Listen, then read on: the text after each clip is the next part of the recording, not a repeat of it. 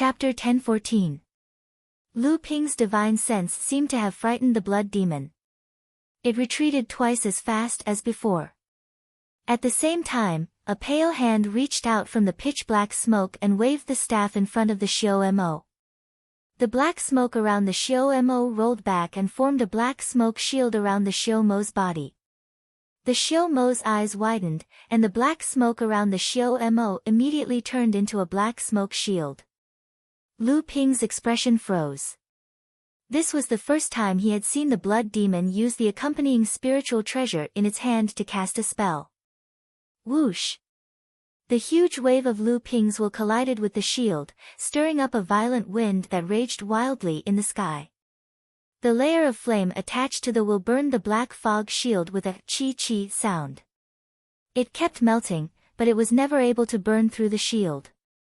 Instead, more and more black fog kept repairing the melted shield. Just as the other three blood demon clones were dispelling the attack of Lu Ping's 7 treasures thunder calabash, Lu Ping pointed his finger at one of the blood demon. With 2 crisp clangs, the thin water long stream sword was unsheathed and attacked the blood demon from both sides. The blood Azura was not afraid at all. It rolled up a gust of wind and clashed with the pair of flying swords. Amidst the chaotic clanging sounds, the magic weapons and spirit treasures of both sides had clashed hundreds of times in the blink of an eye. At this time, Lu Tianling's thunder spirit whip had already lashed at the other blood demon, and the 2 sides were soon in a mess. At this time, the remaining blood demon saw that Liang Tianfeng was the only Dharma adept left on the field, and it immediately rushed towards him with a grin. Unexpectedly, just as the blood demon was in mid-air, a little person about a foot in size suddenly jumped in front of him, stretched out his right arm, and shouted, "Unsheath!" A 5-inch short sword shot out from the back of the little person and flew towards the eyes of the blood demon. The blood demon was caught off guard and let out a strange cry. He suddenly rolled in mid-air and narrowly avoided Lu Xiaoping's attack. At the same time, he stretched out his hand and pushed forward, and a hidden force counterattacked. Lu Xiaoping screamed as he was hit by this hidden force and flew backward. However, his body was intact and did not suffer the slightest injury. Just as the few Dharma adepts fought with the blood Mara, hundreds of Mara emerged from the ground of the unnamed island. The dozens of Mara in the lead were the big Mara equivalent to the core forging stage. After this group of Mara rushed out, they rushed towards the Zhenling adepts who were hiding on the sea in the distance. At this time, Liang Tianfeng, who was in mid-air, glanced at Lu Ping worriedly. He saw that although Lu Ping was at a disadvantage under the attacks of 3 blood Mara, there was no panic on his face. He was still calmly resisting the attacks of 3 Mara, and it seemed that he could still hold on for a while. Liang Tianfeng Laozu knew that he didn't have much time. Not to mention Lu Ping, even if Tiankang Laozu would not be defeated in a short period of time, he was afraid that something might happen if time dragged on. However, the situation on Lu Tianling's side was beyond his expectations. Lu Tianling, with the thunder spirit whip in her hand, was suppressing the blood demon. Junior sister Lu's strength had actually reached such a level. He didn't think much of it when he heard that she was sneak attacked by Zhang Shi, but now it seemed that junior sister Lu's strength was already above junior sister Tianqin's. Liang Tianfeng looked at Lu Tianling with a complicated expression, and then swept up a whirlwind and rushed towards the great Shuras who were running at the front of the unnamed island. Liang Tianfeng's arrival clearly caused the demonic Luos that had rushed out to panic. However, the demonic Luos were indeed a race that did not fear death. Very soon, over a dozen of the strongest great Azuras flew out from the ranks and charged toward Liang Tianfeng. Without the obstruction of the strongest great Shuras, the pressure on the Zhenling side was greatly reduced. Qi Lianying reached out and took out a treasure the size of a bell. The bell expanded to 2 feet in the air. It was a copper bell. Dang! The copper bell was struck by Qi Lianying's quintessential essence as a hammer, and the huge roar created layers of strange sound waves. In the ears of cultivators, it was only a little ear-piercing after using quintessential essence to block it, but in the ears of the charging Mara, it was like a stick to the head. Almost half of the dozens of great shuras charging at the front were instantly shattered, and one by one, they began to fall from the sky. The ones that could still maintain their bodies were also scattered, and during the process of flying, they appeared to be in a state of stagger. As for the little Mara that followed behind the group of great shuras, it was even more unbearable. Like dumplings, they splashed on the surface of the sea, creating one bubble after another. Xian Su, Xian Tong, Yin Xianchu, Ji Xianxian, Lu Qiner, Samling, and the other late-stage core forging cultivators took the opportunity to attack from above and below the sea. In just a moment, 7 or 8 great shuras had fallen.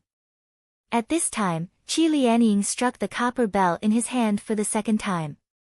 This time, some of the weak little Mara's figures completely collapsed, and many of them completely fainted.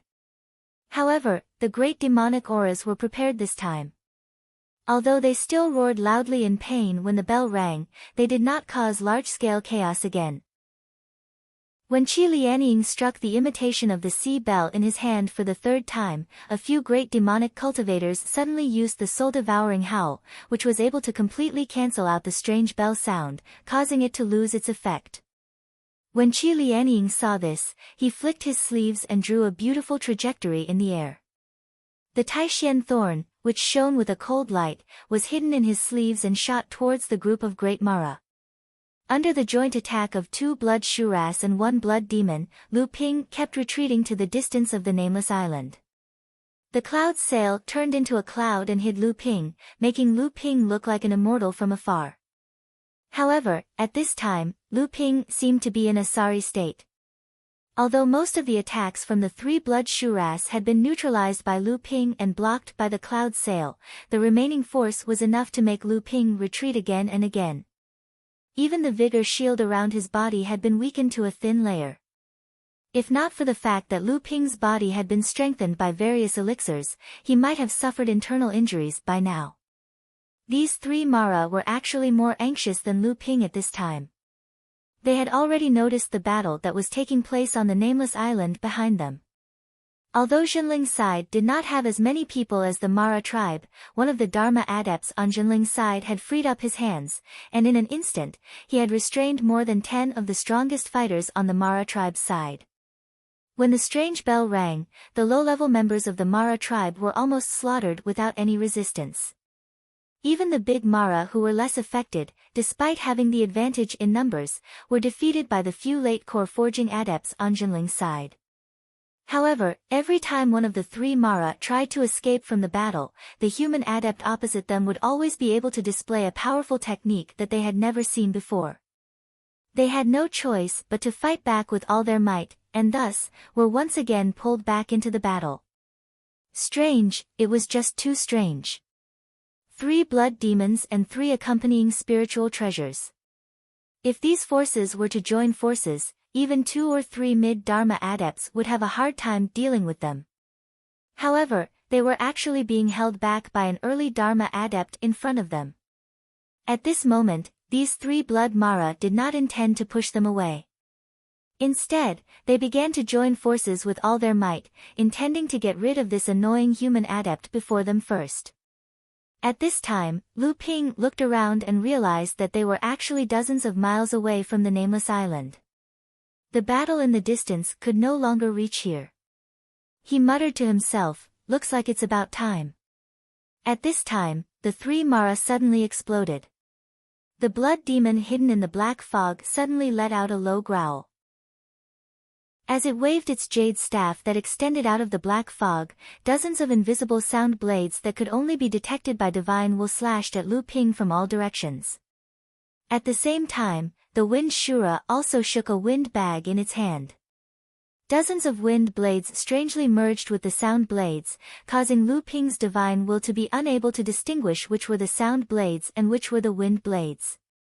At this time, if an ordinary adept rashly used his divine will to block the attack, he might be ambushed by the wind blades. If he only focused on blocking the wind blades, then the sound blades would have an opportunity to strike. As the wind Shura was coordinating with the blood demon to attack, the body of the remaining ice Shura began melting rapidly. While Lu Ping was still in a state of shock, a massive ice palace had taken shape in midair. The massive palace enveloped Lu Ping and the three Mara. Everything within the palace was carved out of ice and snow. A chilling power condensed within the palace, and Lu Ping felt as though his breathing was about to freeze. Every move he made became stiff. As for the wind blades and sound blades, they became even more untraceable under the cover of ice and snow. This was originally an exquisite cooperation between the Mara. Although they did not know how many unknown tricks the person in front of them had up his sleeves, when the three Mara joined forces to besiege him, even someone as powerful as Lu Ping could not help but show a hint of solemnity on his face. A milky white halo suddenly flickered under Lu Ping's feet, and a huge 9th-grade white jade lotus slowly bloomed in the sky. As the lotus bloomed, the boundless auspicious clouds spread out in all directions at the same time. When the white jade lotus bloomed under Lu Ping's feet, the boundless sea of flowers began to appear in mid-air due to the spirit energy that gathered. Countless spirit energy petals began to fall from the sky. Although dozens of powerful sound blades and wind blades eventually shattered the outermost layer of auspicious clouds, they were knocked down by the countless falling petals of the white jade lotus. The ice Shura was holding an ice ball that shone with a chilling light in its hand. It slowly condensed from the center of the ice palace. The chilling ice palace became even colder, as though the boundless sea of spirit energy flowers was about to wither in the bitter cold. However, four cold stars suddenly shot out from Lu Ping's body, almost sealing off the space where the ice Shura could dodge. The ice Shura let out a sound that sounded like a sneer and disappeared from the ice palace. When it reappeared, it was already on the other side of the ice palace. In this ice palace, it was the master. However, at that moment, it saw four more cold stars shooting out from Lu Ping's body. This time, it was not aimed at it, but at the wind Shura. This time, it saw clearly that the four cold stars were actually four sparkling and translucent pearls.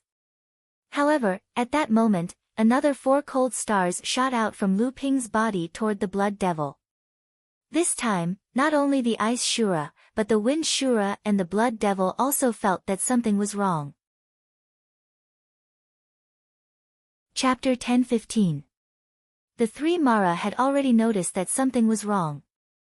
Although Lu Ping had initially used the 12 crystal clear pearls as a means of attack, after the three Mara dodged them, the 12 pearls strangely floated around them, forming a vague circle that surrounded the three Mara. The three Mara turned around and was about to escape the circle formed by the 12 gentian pearls when they heard Lu Ping say coldly, "Since you've come in, how can you leave so easily?" The white jade lotus under Lu Ping's feet shone brightly, and countless runes flowed on each petal, gradually forming a huge formation. This formation resonated with the 12 gentian pearls around it, forming a huge space in the ice hall that was covered in blue light, imprisoning the three Mara within the gentian. The ice ball, a companion spiritual treasure, floated in the hands of the ice Shura, collided with the layer of blue light, and a layer of crystal white frost spread along the arm guard formed by the gentian formation with the ice ball as the center. But then the 12 gentian pearls suddenly shone brightly, and countless blue light pressed against the spreading frost. Bang! The ice ball bounced back, and the ice Shura took a few steps back with the ice ball in his hands before he could stabilize himself. The wind Shura and the blood demon saw that the situation was not good. The wind Shura opened the wind bag in his hand, and a green wind blade slashed out from the wind belt. At the same time, the blood demon also stirred the companion spiritual treasure in his hand, and a cloud of black fog shot out from the treasure toward the formation shield of the gentian formation. The two attacks landed on the gentian formation at the same time, and Lu Ping's body seemed to have suffered a heavy blow. A trace of dark blue appeared on his face, and then he disappeared. But at this moment, the white jade lotus under Lu Ping's feet suddenly shot out dozens of bluish-purple crystal lines, connecting with the 12 gentian pearls that were emitting colorful light. Countless rune diagrams appeared on the lotus, and the countless cracks on the formation shield that were formed by the two Mara's combined attack slowly began to dissipate. The sturdiness of the gentian formation was obviously beyond the expectations of the three Mara. The three Mara had a tacit understanding with each other, and although they were surprised to see the situation, they immediately joined forces to attack again. They could see that the joint attack of two Mara had already reached Lu Ping's limit. As long as the three Mara could join forces to break the formation, then Lu Ping would inevitably fall into a difficult situation. But how could Lu Ping let them succeed so easily? The Seven Treasures Thunder Calabash had already been suspended in the sky above the Gentian formation when the two Mara joined forces to attack. A thick ray of colorful lightning fell from the sky, but this time it did not attack the three people separately, but fell directly on the Blood Demon. The Blood Demon, who was hiding in the black fog, let out a strange howl. Layers of black fog surged from his body and formed several black shields. At the same time, the Blood Demon's figure changed. Even though the 7-gem Thunder Gourd would not cause too much damage to the Blood Demon with his current cultivation and strength, the Blood Demon's instinctive fear of thunder and lightning made him want to escape from the 7-gem Thunder Gourd's pursuit. However, Lu Ping's tide-like divine thoughts, after being amplified by the cloud sail, burned in the space formed by the Gentian formation. The invisible soul fire surrounded the Blood Demon from all directions, forcing it to fight the Seven Treasures Thunder Calabash head-on. When the Blood Demon was entangled by Lu Ping again, the thin stream sword also trembled with the Ice Shura. At the same time, Lu Xiaoping appeared again to attack the Wind Shura, but the Wind Shura easily dodged it. However, the tacit cooperation between the three Mara was also easily broken by Lu Ping. In addition, Lu Ping's Aqua Sword could help Lu Xiaoping to maintain the situation. Although Lu Ping was still at a disadvantage, he no longer had the power to obstruct the completion of the Gentian formation. As the 12 Gentian pearls and the rank 9 white jade lotus were connected one by one with crystal wires that only Lu Ping could see, the 12 Gentian pearls began to connect with each other, gradually forming a giant net in the ice palace. The ice ball in the Ice Shura's hand suddenly trembled. The Ice Shura looked up and saw the huge ice palace collapsing.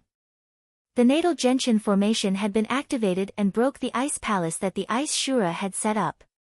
A huge formation covered in blue crystal walls was activated with a bang. No one's divine senses and divine thoughts could detect the situation inside the formation. The three Mara that had also reached out of the formation had also lost contact with the Mara outside. Spirit gathering. A low voice came out of Lu Ping's mouth slowly. A huge but invisible vortex formed in the middle of the formation, gradually spreading to the surrounding void. The spiritual energy of the world within a radius of more than 100 miles began to gather in the Origin Time Grand Formation. There were violent winds and huge waves, and even the clouds in the sky were surging, stirring up a huge astronomical phenomenon. The commotion quickly alerted the two sides that were fighting on the nameless island. Looking at the giant blue formation and the phenomenon it caused, the Jade Shura immediately felt that something was wrong. She roared angrily and wanted to get rid of the entanglement in front of her and go to the formation. Although Tiankong Laozu was surprised that Lu Ping had never used this skill before, Lu Ping had already given him enough surprises to numb him. Seeing that the Jade Shura was attacking him fiercely, but also looking in the direction of the battle between Lu Ping and the three Mara, Tiankong Laozu knew what she was thinking. He used the mountain-splitting axe in his hand to fight the strong enemy in front of him and buy time for Lu Ping. At this moment, Lu Tianling had already gained the upper hand. With the Thunder Spirit Whip in hand and the complete Linhai Wave listening chant, Lu Tianling's strength had improved by leaps and bounds. This didn't just include her cultivation. Although the Shura in front of him also had a water attribute innate divine ability, Lu Tianling also had her own innate great divine ability. After a fierce battle, Lu Tianling slowly gained the upper hand because of her rich Xin Yuan. Liang Tianfeng was also anxious. Although he was surrounded by more than 10 big Mara, and these Mara's attacks were orderly and coordinated, which caused a lot of trouble for Liang Tianfeng, he used the great ability he had just learned with the help of Celestial Elephant Laozu. Liang Tianfeng turned into a storm. Although this great ability was only a support skill, it was enough for Liang Tianfeng to wreak havoc in the encirclement of the Mara. He had already killed 5 big Mara that were equivalent to the late stage of the core forging realm. He had to solve the trouble under him as soon as possible before he could free up his hands to help Lu Tianling. Once he was able to break the stalemate, Jinling's victory was already set in stone. What made Liang Tianfeng anxious was the large-scale battle between Jinling's disciples and Mara. Although Yin Xianchu, Ji Xianxian, Yao Yong, Du Feng, the Blue Phoenix Demon, and the 3 young men and women who were at the late stage of the core forging realm were continuously killing big Mara, Mara's side still had the advantage in numbers. On Jinling's side, there were already casualties among the core forging realm cultivators. The surrounding Lingqi of heaven and earth stabilized the natal prime hour grand formation. At the same time, it also cut off the connection between the 3-headed demon Luo and the Lingqi of heaven and earth, causing the 3-headed demon Luo to panic. However, Lu Ping's great formation wasn't limited to this. A deep voice rang out in the formation again, "See calming." The runes engraved on the white jade lotus danced in the air. The 12 gentian beads swam around in the space of the formation, and a colorful yellow light flickered almost in the entire space. The 3 Mara had already discovered that something was wrong. They were rushing towards Lu Ping, who was standing in the center of the formation and floating above the white jade lotus. However, they suddenly found that their bodies were sinking and becoming sluggish. It was as if they were walking in the deep sea. Not only did they have to overcome the unparalleled pressure of the sea, but they also had to overcome the obstruction of the water. Their speed inevitably slowed down.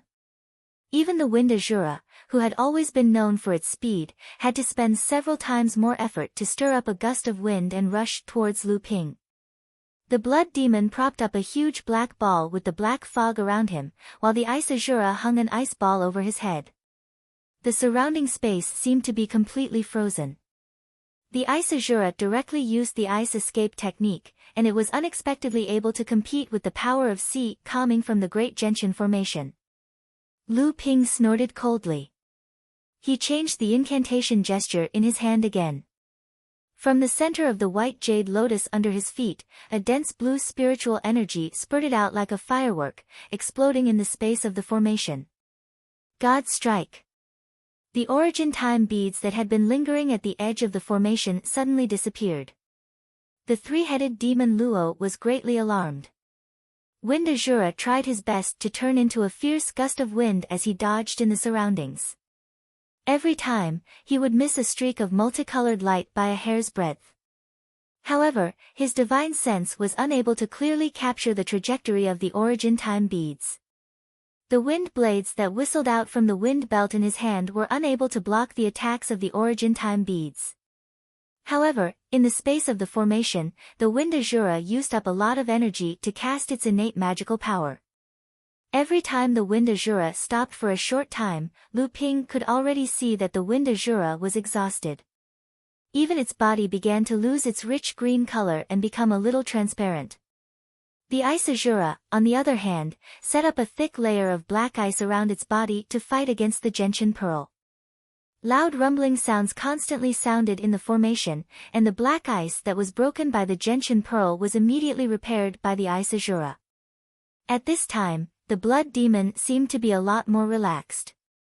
Surrounded by the black fog, the gentian pearl shuttled back and forth several times, but it never hit the blood demon's body. It seemed that the blood demon was not in the black fog, but it also seemed that the blood demon's body had become illusory. The gentian pearl shuttled back and forth in the body of the blood demon, but it could not hurt the body. However, right at this moment, a rainbow-colored lightning struck down once again. The blood demon finally reacted. The thick black fog surged upwards, and a rainbow-colored light took advantage of this opportunity to strike down. With a "pu" sound, it finally hit the real body, and the blood demon's pained roar finally came from within the black fog. Seeing this, Lu Ping was slightly happy. Then, he clenched his hands and opened them. 2 balls of rich spiritual energy flashed in his hands. Lu Ping pressed his palms down slightly and shouted, "Zhenyu." Chapter 10-16. Suppressing Mountain. As Lu Ping shouted, the white jade lotus shrouded in a halo of white light shone even brighter, filling the entire space in the array formation with its pure white light. If the three Mara's movements were restricted by the Gentian formation's external power suppression, this time, the pure white light from the Gentian formation instantly invaded the Mara's body, causing the three Maras to become motionless from the inside out. However, this did not mean that the three Mara had given up resisting. Lu Ping hovered above the white jade lotus. The spiritual ether pillars that surged out of his palms became more and more vigorous.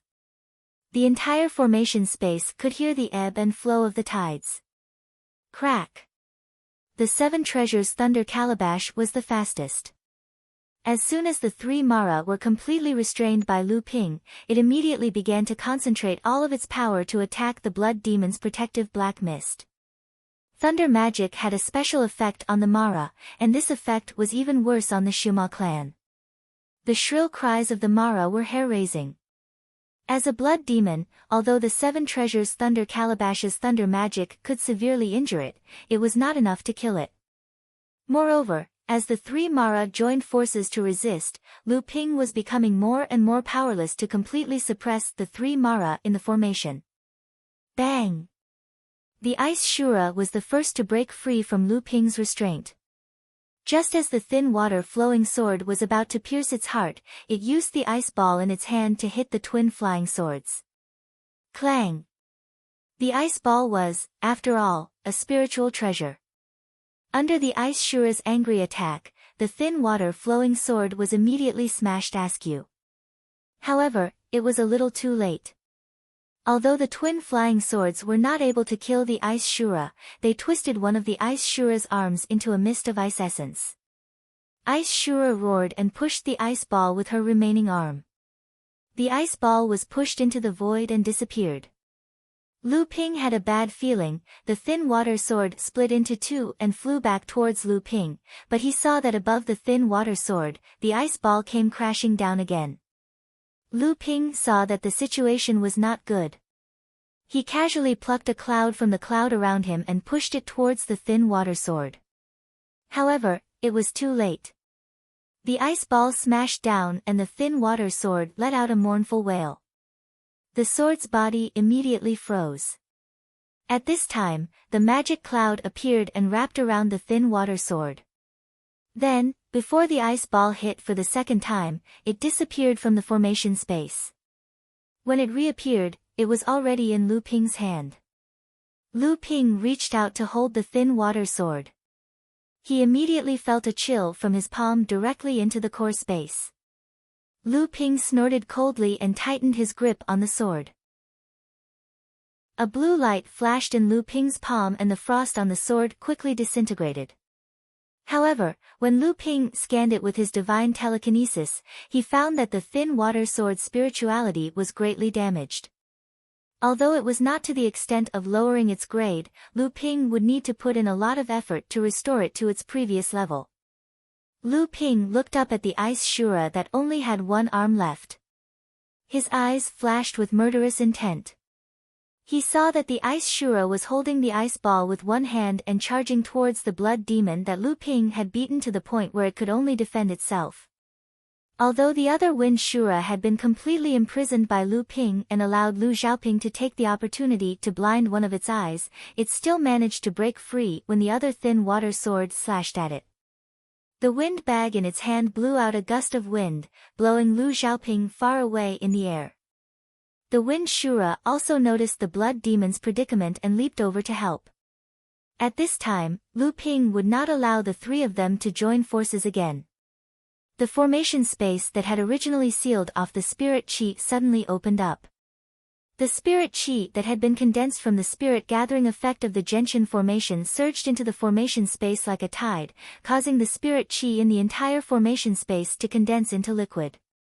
Lu Ping raised his hand vertically and the spiritual energy tide in the entire space began to fluctuate violently. At the same time, the 12 origin Chen beads were like 12 bright moons hanging in the sky above the array space, flashing with dazzling 5-colored rays, causing the turbulence of the spiritual energy tide to become even more violent. Mara's spirit devourer and the two shuras that were charging towards the blood demon were already drunk from the spirit chi that had suddenly reappeared. When Lu Ping used the blue waves technique with the help of the Genshin formation, the three Mara could no longer stand in the formation space.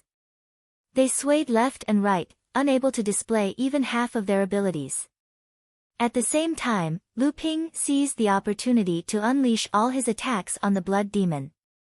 This was the third time the Seven Treasures Thunder Gourd had cast the Seven Treasures Thunder Gourd. The black mist around Mo Luo's body was almost disintegrated, leaving only a thin layer behind. As for Lu Ping, he beat the blood demon while it was down. He extended his hand towards the sky, and a blue chain of light slashed down. His innate great divine ability, Sunflower Divine Lightning, under the amplification of the Genshin formation, was not weaker than the Seven Treasure Thunder Calabash's Rainbow Lightning. The blood demon roared, and the last thin layer of black mist around its body finally dissipated, revealing the blood demon's pale white body with a trace of fear. At this time, a dark green flame suddenly appeared in front of the blood demon. The Jade Soul Fire finally materialized in front of the blood demon. The blood demon screamed and wanted to retreat. However, the Jade Soul Fire was much faster than it. The blood demon raised the jade staff in its hand, and an invisible soul remembrance shield appeared in front of the blood demon's retreating figure. However, the Jade Soul Fire instantly burned a hole in the shield, and the Jade Soul Fire once again pounced towards the blood demon. The blood demon originally wanted to dodge, but unexpectedly, one of the 12 gentian pearls in the sky above the formation suddenly fell. It streaked through the air as a rainbow light belt, and then smashed into the back of the blood demon's head. This time, even Lu Ping, who was in the center of the formation, furrowed his brows. It seemed that the Genshin formation had undergone a change that even he did not expect. The blood demon staggered. When it stabilized its body again, it suddenly discovered that one of its heels was burning with a dark green flame. The blood demon turned pale with fright. It used several divine abilities in an attempt to extinguish the flame on its feet. However, the flame was strangely tight. It was like a maggot in a tarsal bone, firmly clinging to the blood demon's body. It was never extinguished. Instead, because of the blood demon's various divine abilities, the flame burned even more intensely. The Jade Soul Fire was a heaven and earth spirit fire. It was a heaven and earth spirit fire that used divine sense as its fuel. Not only was it one of the few things in the cultivation world that could use divine sense to kill, but it was also a heaven and earth treasure that could restrain devil cultivators. The Jade Soul Fire seemed to be burning on the blood demon's body, but the blood demon's body did not suffer any damage. However, the blood demon let out a miserable howl, as if it was enduring extreme pain. The Ice Azura and Wind Azura, who had managed to survive Lu Ping's blue waves technique with great difficulty, arrived in front of the blood demon. However, they did not dare to approach the blood demon when they saw the blood demon's miserable state. They could only watch as the blood demon in front of them continuously thrashed in the air, but it was unable to extinguish the flame that used its divine sense to burn. Both of their faces were filled with fear. The blood demon's aura became weaker and weaker. Even the jade staff in its hand seemed to have a strong connection with its divine sense and began to slowly melt under the burning of the Jade Soul Fire.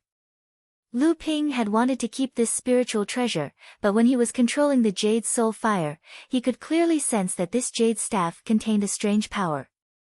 When the blood demon died, this power in the jade staff had already been triggered. However, because the Jade Soul Fire was burning, this strange power had an outlet, so it did not self-destruct. Once Lu Ping withdrew the Jade Soul Fire, this jade staff would definitely explode along with the blood demon's death. Just when the blood demon no longer had the strength to struggle, the Ice Azura and Wind Azura, who were terrified by the blood demon's tragic death, had already started to attack the Genshin formation in a frenzy. They wanted to break the formation and retreat. At the same time, on the other side of the nameless island, Lu Tianling was bleeding from the corner of his mouth. However, he tightly gripped the lightning spirit whip in his hand, and the other end of the whip was tightly wrapped around the neck of the water azura. The water azura struggled fiercely, but was unable to break free from Lu Tianling's grasp. Liang Tianfeng let out a long roar, and his natal magic treasure turned into a 3-foot-long wind wheel. He slashed at water azura with all his might. Water azura finally let out a scream of fear before it died. The companion spirit treasure in its hand tried its best to block the attack, but Lu Tianling, who was behind it, sealed its innate magical power with the thunder whip, so it couldn't unleash any of its power. Cha! The water azura was cut in half by the wind wheel. Lu Tianling let go of the thunder spirit whip and quickly retreated. At the same time, he said to Liang Tianfeng, "Run." Liang Tianfeng also realized something at this time. His body flashed and appeared above the battle between the Jinling cultivator and Mara. Amidst the loud bang, the huge impact caused by the spiritual treasure's fall reached the Jinling cultivator, but it was blocked by Liang Tianfeng with all his might. At this time, Lu Tianling's thunder spirit whip whistled through the air at the same time, immediately helping Liang Tianfeng resolve the damage caused by the spiritual treasure's explosion. At this moment, the formation dozens of miles away suddenly collapsed with a rumble.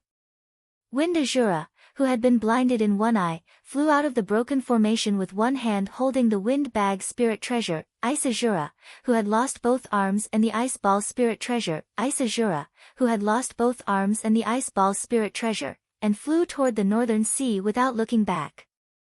In the distance, Jade Azura attacked several times with the spiritual treasure in her hand, forcing Tian Kong Laozu to retreat. She looked at Lu Ping, who was suspended in the air after the formation was broken, and turned around to fly toward the northern sea. This time, Tian Kong Laozu did not attack again. Dozens of miles away, Lu Ping looked at the gentian bead in his hand in surprise. The blue light in his eyes easily saw through the colorful light on the surface of the gentian bead. A green flame was jumping inside the gentian bead. Chapter 10:17.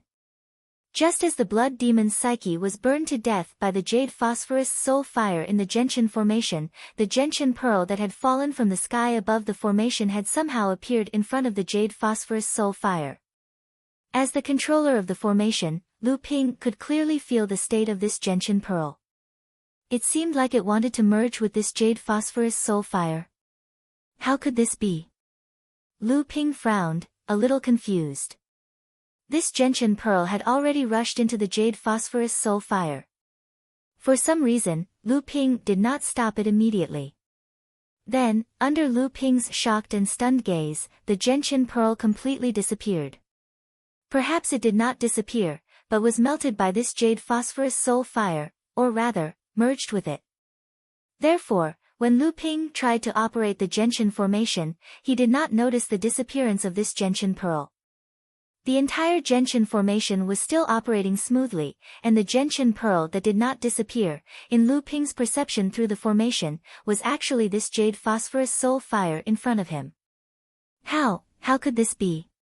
At this moment, there was a loud bang, and Lu Ping was shocked. He saw that after the two Shuras tried to break the gentian formation repeatedly but to no avail, the ice Shura saw that Lu Ping was actually operating the formation again. Thinking about the strange way that the blood demon had died, in his shock, he actually detonated his companion's spiritual treasure, the crystal clear but rather powerful ice ball. The exploding companion's spiritual treasure broke the gentian formation in one fell swoop while Lu Ping was distracted. The two Shuras fled, and the moment the ice ball exploded, Lu Ping subconsciously operated the formation to protect himself. Only then did he realize that the jade phosphorus soul fire had turned back into the gentian pearl for some reason.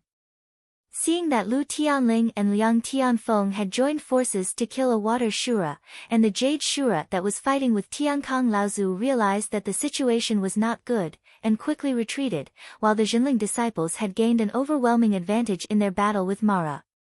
Only then did Lu Ping reach out and take the gentian pearl, which had turned back into a pearl, in his hand to carefully examine it. Lu Ping held the gentian pearl in his hand, and at this time, he felt that the pearl in his hand was no longer a gentian pearl, but a ball of flame, a ball of jade phosphorus soul fire.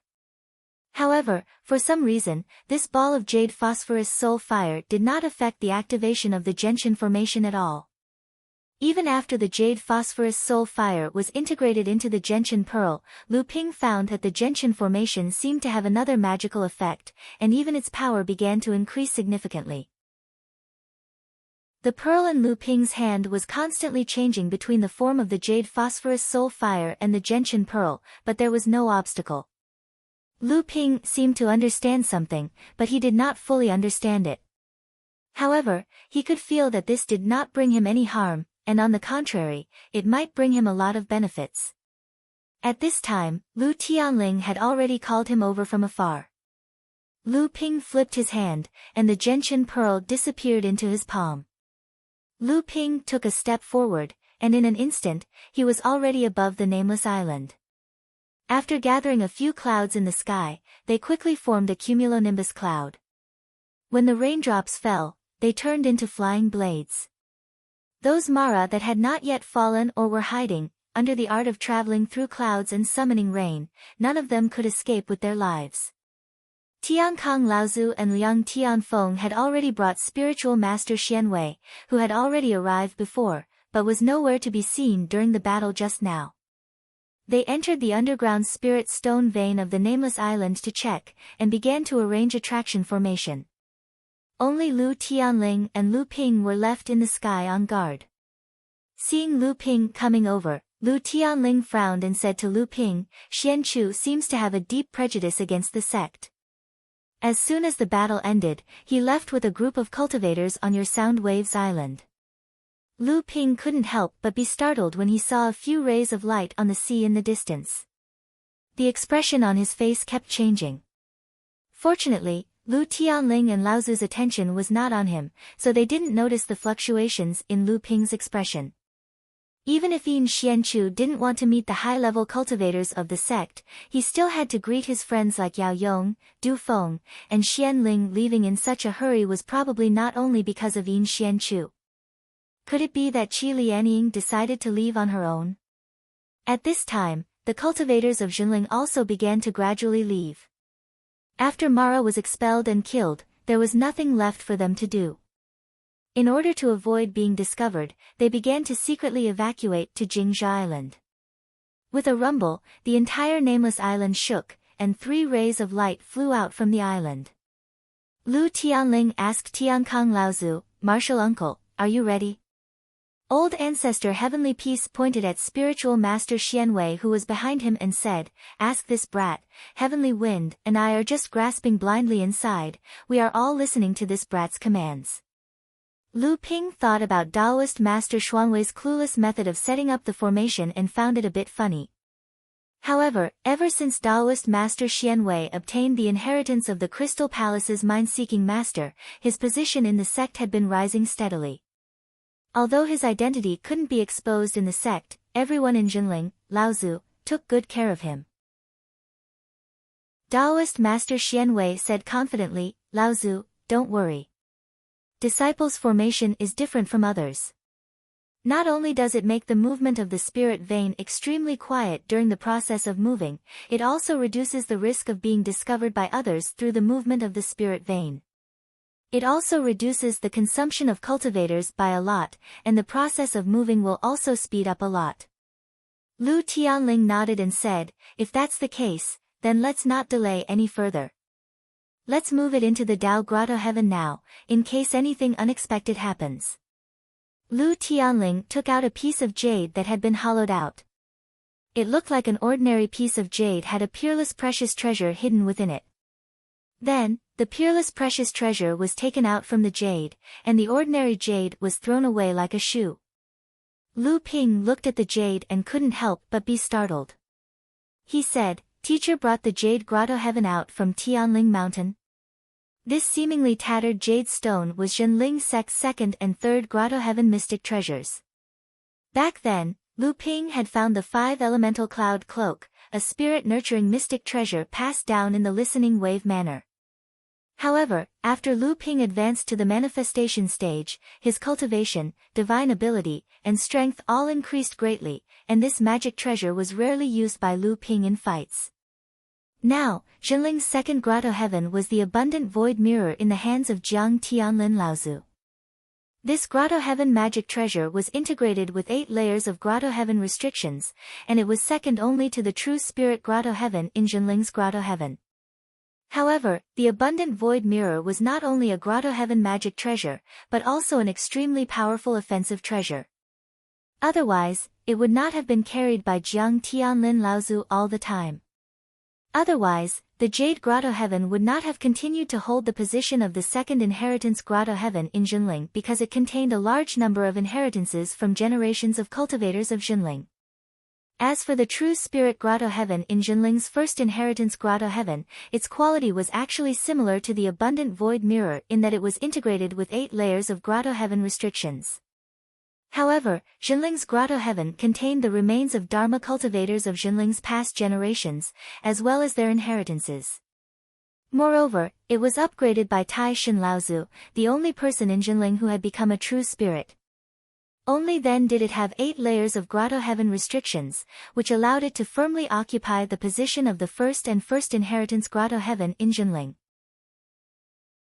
Lu Tianling, Tian Kong Laozu, and Liang Tianfeng were about to work together to start moving this medium-sized spirit stone mine, but unexpectedly, Lu Ping's expression suddenly changed, and he said, "Wait."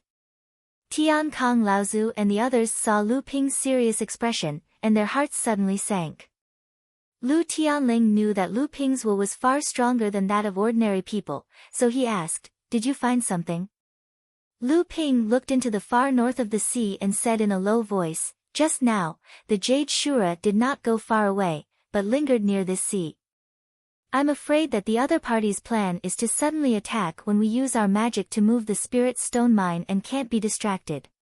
Even if it can't seriously injure 1 or 2 of us, it will at least interrupt the process of moving." Tian Kong Laozu did not notice anything before, but after Lu Ping's reminder, he seemed to feel that the Jade Shura's presence was not far away.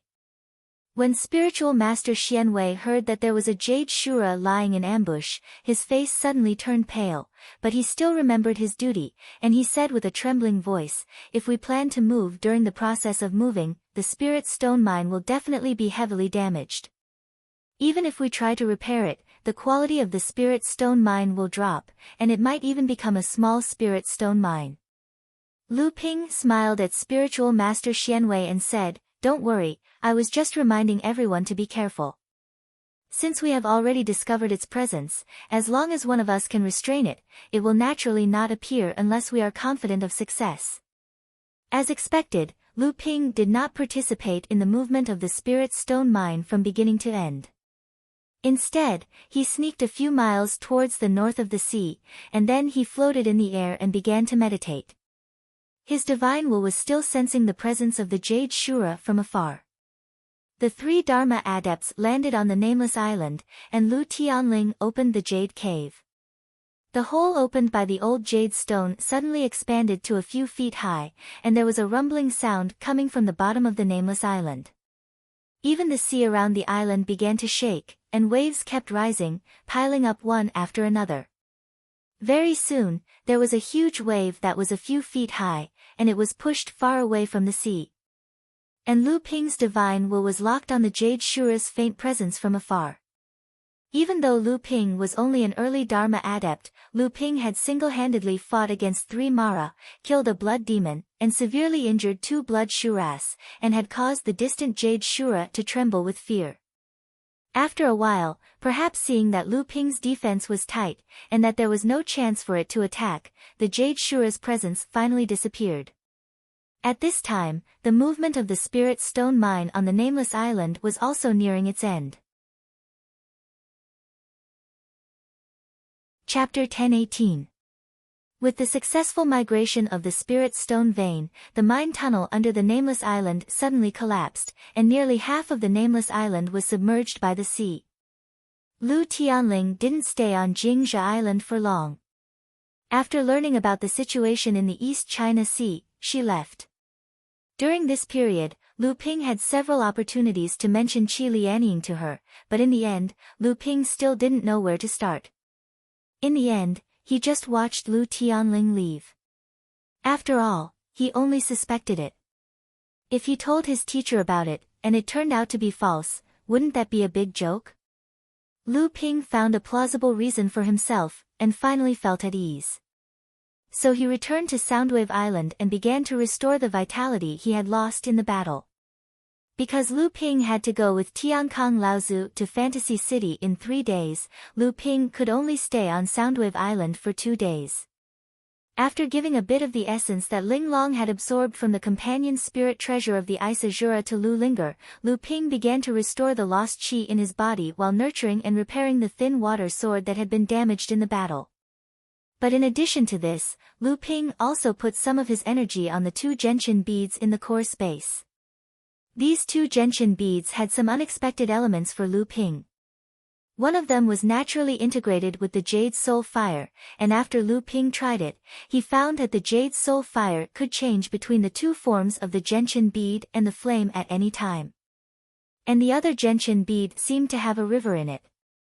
This river meandered, very much like the Yulan River that Lu Ping used to flow from Drifting Island to the sea. When Lu Ping returned to the Central Plains from the Western Wasteland, he drifted along the Yulan River. At the mouth of the sea, he had an epiphany and pushed the East River sword technique to a new level. At that time, Lu Ping did not casually replace this sword technique with the Danxia Purple Mist in the core space to condense a new spell talisman. Instead, he used a gentian bead as a medium to imprint this new sword technique talisman into it. Although the brand new East River sword technique was born out of the 12 orthodox techniques of the North Sea which Lu Ping had trained in, it had already broken away from the old East River sword technique and become a brand new divine ability. In fact, it could even be said that Lu Ping had created this sword technique on his own. However, Lu Ping, in consideration of the fact that the 100 rivers flow into the sea technique was a peerless divine ability, he had decided not to replace it with the new East River sword technique. Instead, he had left the old sword technique as the foundation of his divine ability, so as to prevent any accidents from occurring when he became a peerless divine ability. In fact, Lu Ping's considerations were completely correct. The brand new divine ability sword technique that Lu Ping had comprehended from the old East River sword technique could completely rise to become a brand new divine ability sword technique inheritance in the future. If he replaced the new sword technique with the 12 orthodox techniques, the power of the sword technique might skyrocket in a short period of time. However, when it became a peerless divine ability, it would lead to the collapse of the existing system. The 12 orthodox techniques of the North Sea was actually a divine ability inheritance system with the 100 rivers flow into the sea and the art of vast seas and mulberry fields as its goal. The old East River sword technique was only one part of this system. In order not to affect the 100 rivers flow into the sea sword technique, Lu Ping had copied the new divine ability sword technique he had created into the Gentian Pearl. In this way, although the new East River sword technique could not become Lu Ping's source divine ability, it could use Lu Ping's source treasure to greatly enhance the sword technique's power. At the same time, Lu Ping could also improve the sword technique's power in the future. 2 days later, Qi Lianying walked into Lu Ping's cave abode. Lu Ping opened his eyes and looked at the serious Qi Lianying. "Have you made up your mind?" Qi Lianying smiled and said, "I've said it before. You must be the first to see my face, and you are the only one who can remove this seal for me." Lu Ping was silent, and Qi Lianying did not speak either. After a while, Qi Lianying said, "Don't worry, I won't make things difficult for you." Lu Ping was stunned, but he did not know what to say. Qi Lianying closed her eyes and sat cross-legged in front of him. Lu Ping looked at the delicate face in front of him and couldn't help but sigh inwardly. Who would have thought that there would be another face hidden under such a beautiful face? It's been a long time. The process might be painful, and it might even affect your original appearance. Qi Lianying frowned and said, "Disfigurement? You have to have some confidence in me." It won't be disfigurement, but there may be wrinkles and aging. Lu Ping said helplessly. Qi Lianying's frown deepened as soon as Lu Ping said that. Lu Ping hesitated for a while and said, there is actually a senior in our sect who is proficient in all kinds of restriction spells. He is Liang Tianfeng Laozu that you met earlier. Why don't, if you want him to remove it for me, you might as well take me to Mei Tianqin. That's more direct. Qi Lianying interrupted Lu Ping's suggestion without hesitation. If that's not the case, I would have begged your master to remove the restriction spell on my face. Wouldn't that be easier? Lu Ping was shocked. When Qi Lianying suddenly left without saying goodbye after the battle, Lu Ping knew that she had sensed something. However, when he returned to Soundwave Island, he heard that Qi Lianying had been in seclusion, so he did not disturb her again. His temper was really like that. Lu Ping pulled himself together and asked after a moment of hesitation, did you sense something or remember something? Qi Lianying smiled. Indeed, it's a feeling that I haven't felt for a long time. It's so complicated that I don't want to face that person again. I'm afraid this is also what you guys have been guessing, right?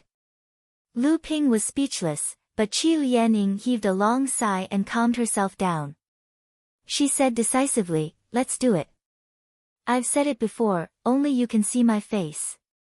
You should have some understanding of my situation in the North Sea. You're making me feel guilty because you insist on doing this. Because of your cultivation partner, Taoist Master Mysterious Fox. Qi Lianying smiled with a hint of mockery, I've said it before, I won't make things difficult for you. This is my personal wish. It's up to you whether you accept it or not. Lu Ping's mouth twitched unconsciously. He said helplessly, I'll remove the restriction on you first. Although this restriction was only sealed by Mei Tianqin when she was in the core forging stage, it was not difficult for Lu Ping now. After all, when Lu Ping's cultivation reached the core forging late stage, he was already very confident. He had never had the chance to come to the East Sea before. Countless streams of light shrouded Qi Lianying's face, and they kept seeping into her face bit by bit, as if they were peeling away something. Lu Ping's method of touching the seals was based on the water seep sword skill, which gave off a feeling of being able to penetrate through every pore of the seal. In just 10 minutes, the streaks of light dissipated, and Qi Lianying's face reappeared in front of Lu Ping. It was unexpected, but also within expectations. The next day, Lu Ping bade farewell to Yin Xianchu, Ji Xianxian, and the others early in the morning. After that, he left some treasures for Wu Yan, Yi Buqi, and Hong Ying. At the same time, he instructed the three of them before going to the Awakening Island through the teleportation array. After sending Lu Ping off, Ji Xianxian looked at Lu Ping's cave abode and said, strange, why didn't Sister Ying come out? Could it be that senior brother Lu didn't remove the restriction on her face? Yin Xianchu also looked in the direction of the cave abode. He shook his head but did not say anything. Ji Xianxian suddenly chuckled and said, do you think it's because Sister Ying is ugly after restoring her appearance? That's why senior brother Lu left so early today. Yin Xianchu turned around and looked at Ji Xianxian speechlessly. He said, impossible. Why is it impossible? Ji Xuanxuan's spirit was shaken. His eyes flickered with excitement as he said, perhaps there's another possibility. Sister Ying stayed in senior brother Lu's cave abode for an entire night.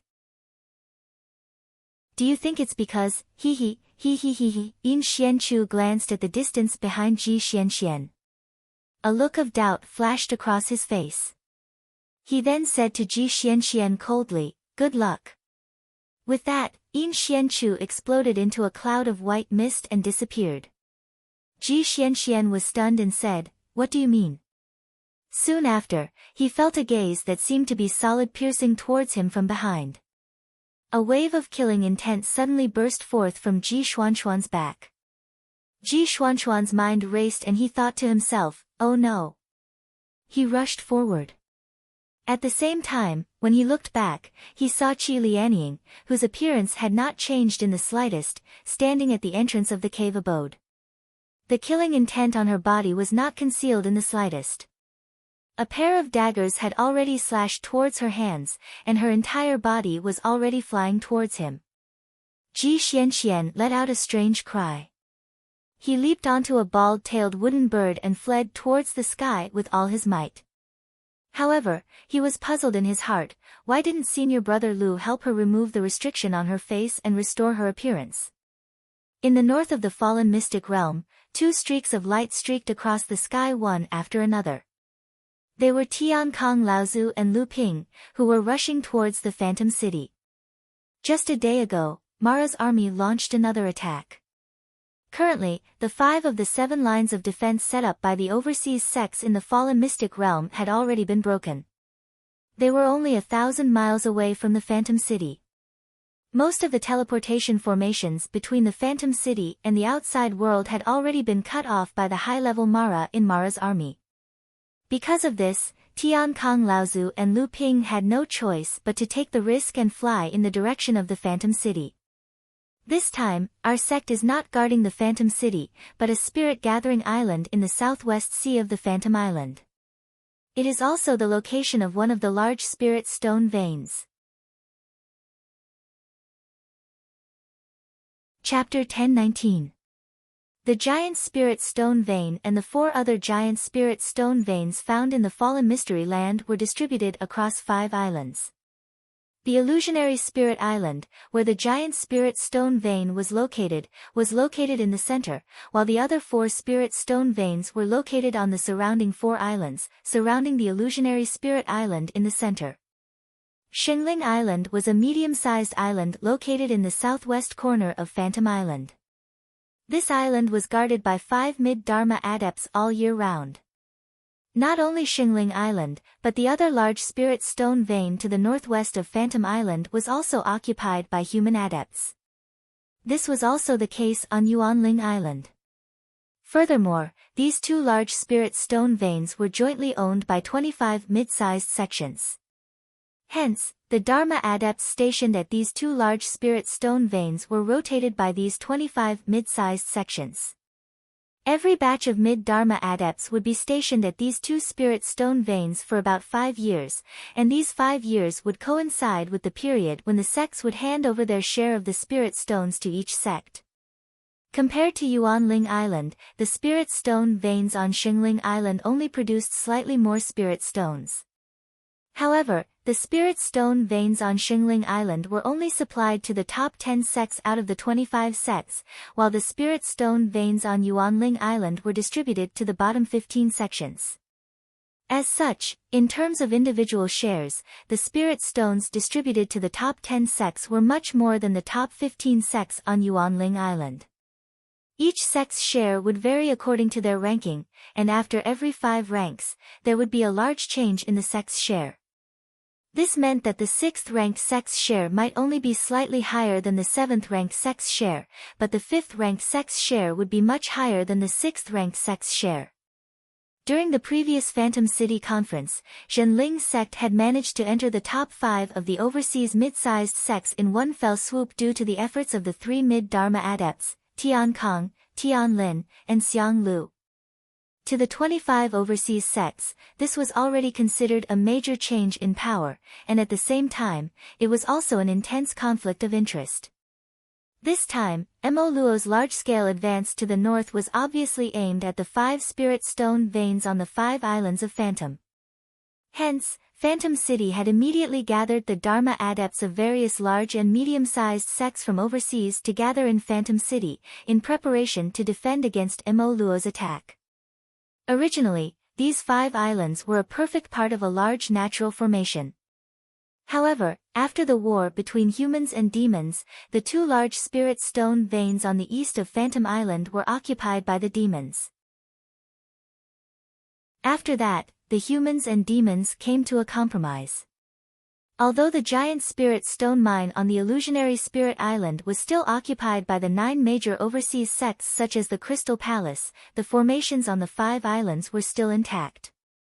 At the same time, as the hub of the large-scale formations on the 5 islands, the illusionary spirit city had become the largest city in the overseas cultivation world where humans and demons mixed together. Although Phantom Island was the center of the formation on the 5 islands and would definitely be the first target for Mara's army to attack, the other 4 islands also needed Dharma adepts to guard.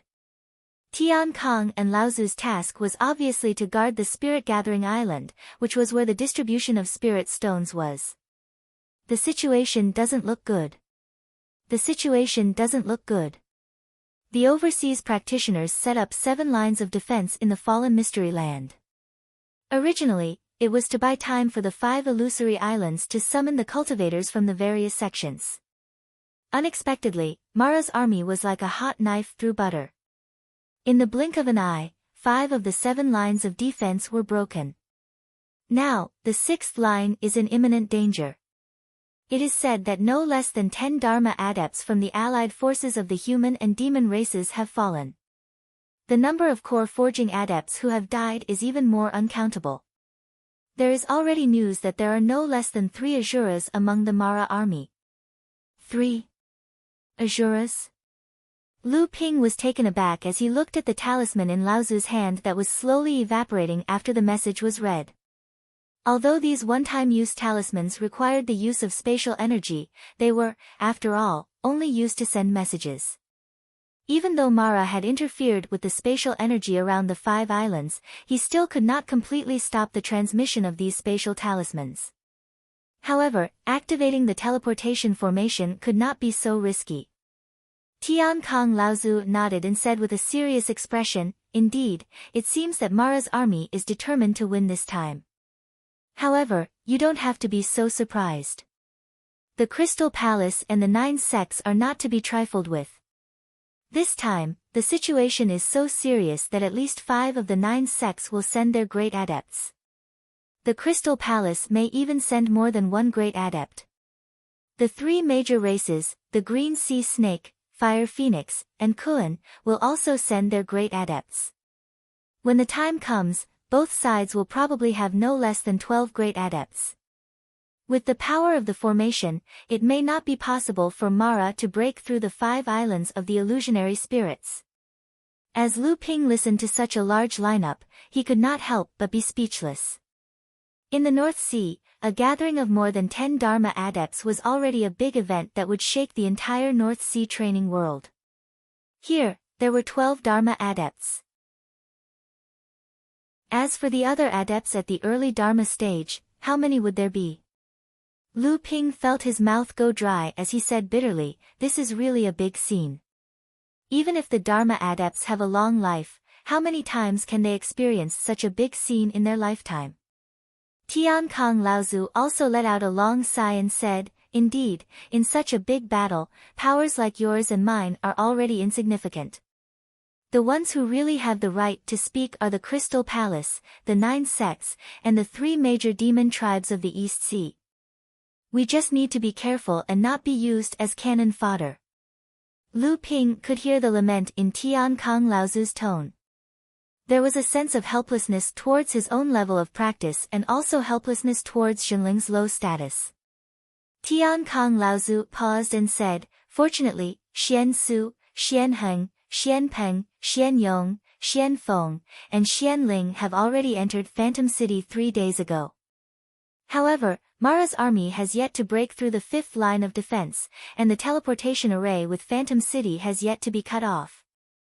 Lu Ping hesitated for a moment, but still asked, "Grand Uncle, the power on Jingling Island is almost gone.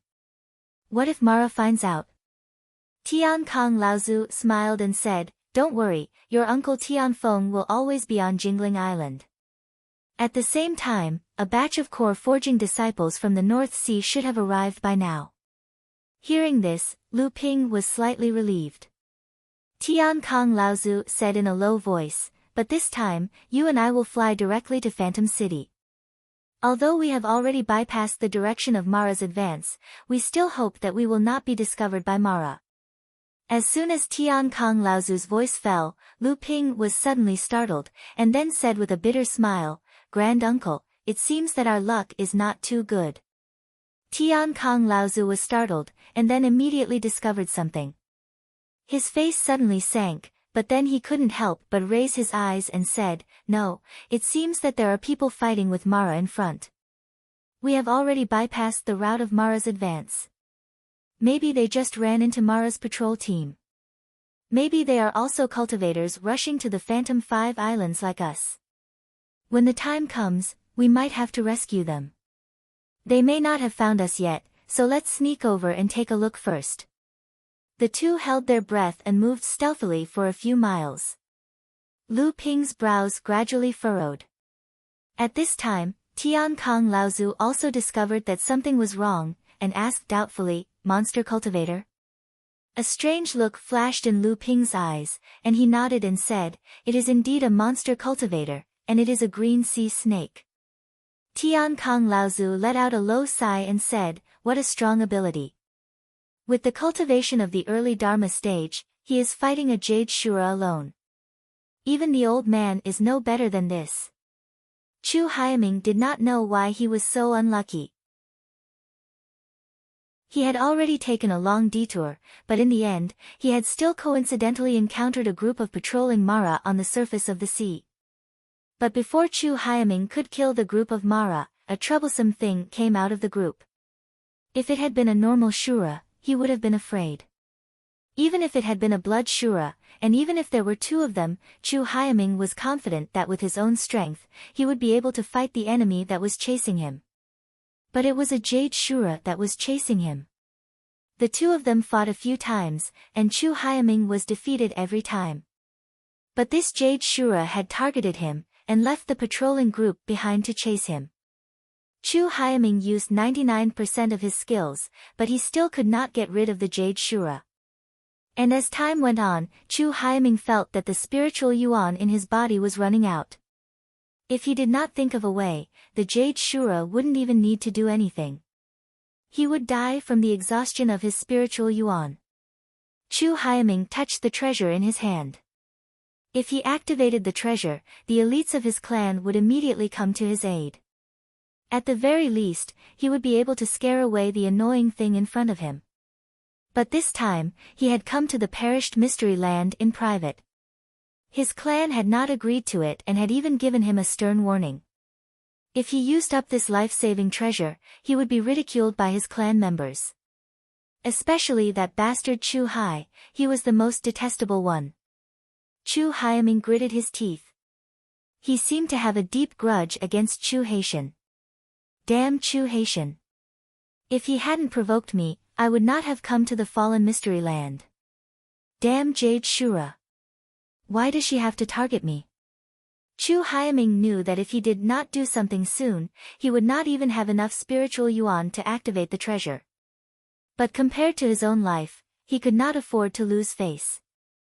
The Jade Shura seemed to have sensed that Chu Haijin was at the end of his tether. She was wielding a companion spirit treasure even more fiercely. Even though the water Shura was on the surface of the sea and could refine a large amount of water essence to replenish itself, the past few days of tracking Chu Haijin had taken a toll on it. Chu Haiming tried his best to dodge the Jade Shura's attacks. The spirit cultivation treasure in his hand was full of cracks, and the huge impact had made Chu Haiming bleed. He could not wait any longer. Chu Haiming's hand glowed with a golden light. He was about to pour his spiritual yuan into the treasure. At this moment, there was a long scream from the sea. A pair of flying swords flew across the sea like two dragons, leaving two deep trenches. The water on both sides quickly swallowed them up. When the Jade Shura saw the two flying swords coming at her, she screamed and swung her companion spirit treasure. There were two loud noises, and the two flying swords were sent flying back. The Jade Shura didn't seem to be in a good position either, as she was sent flying dozens of feet away from the surface of the sea.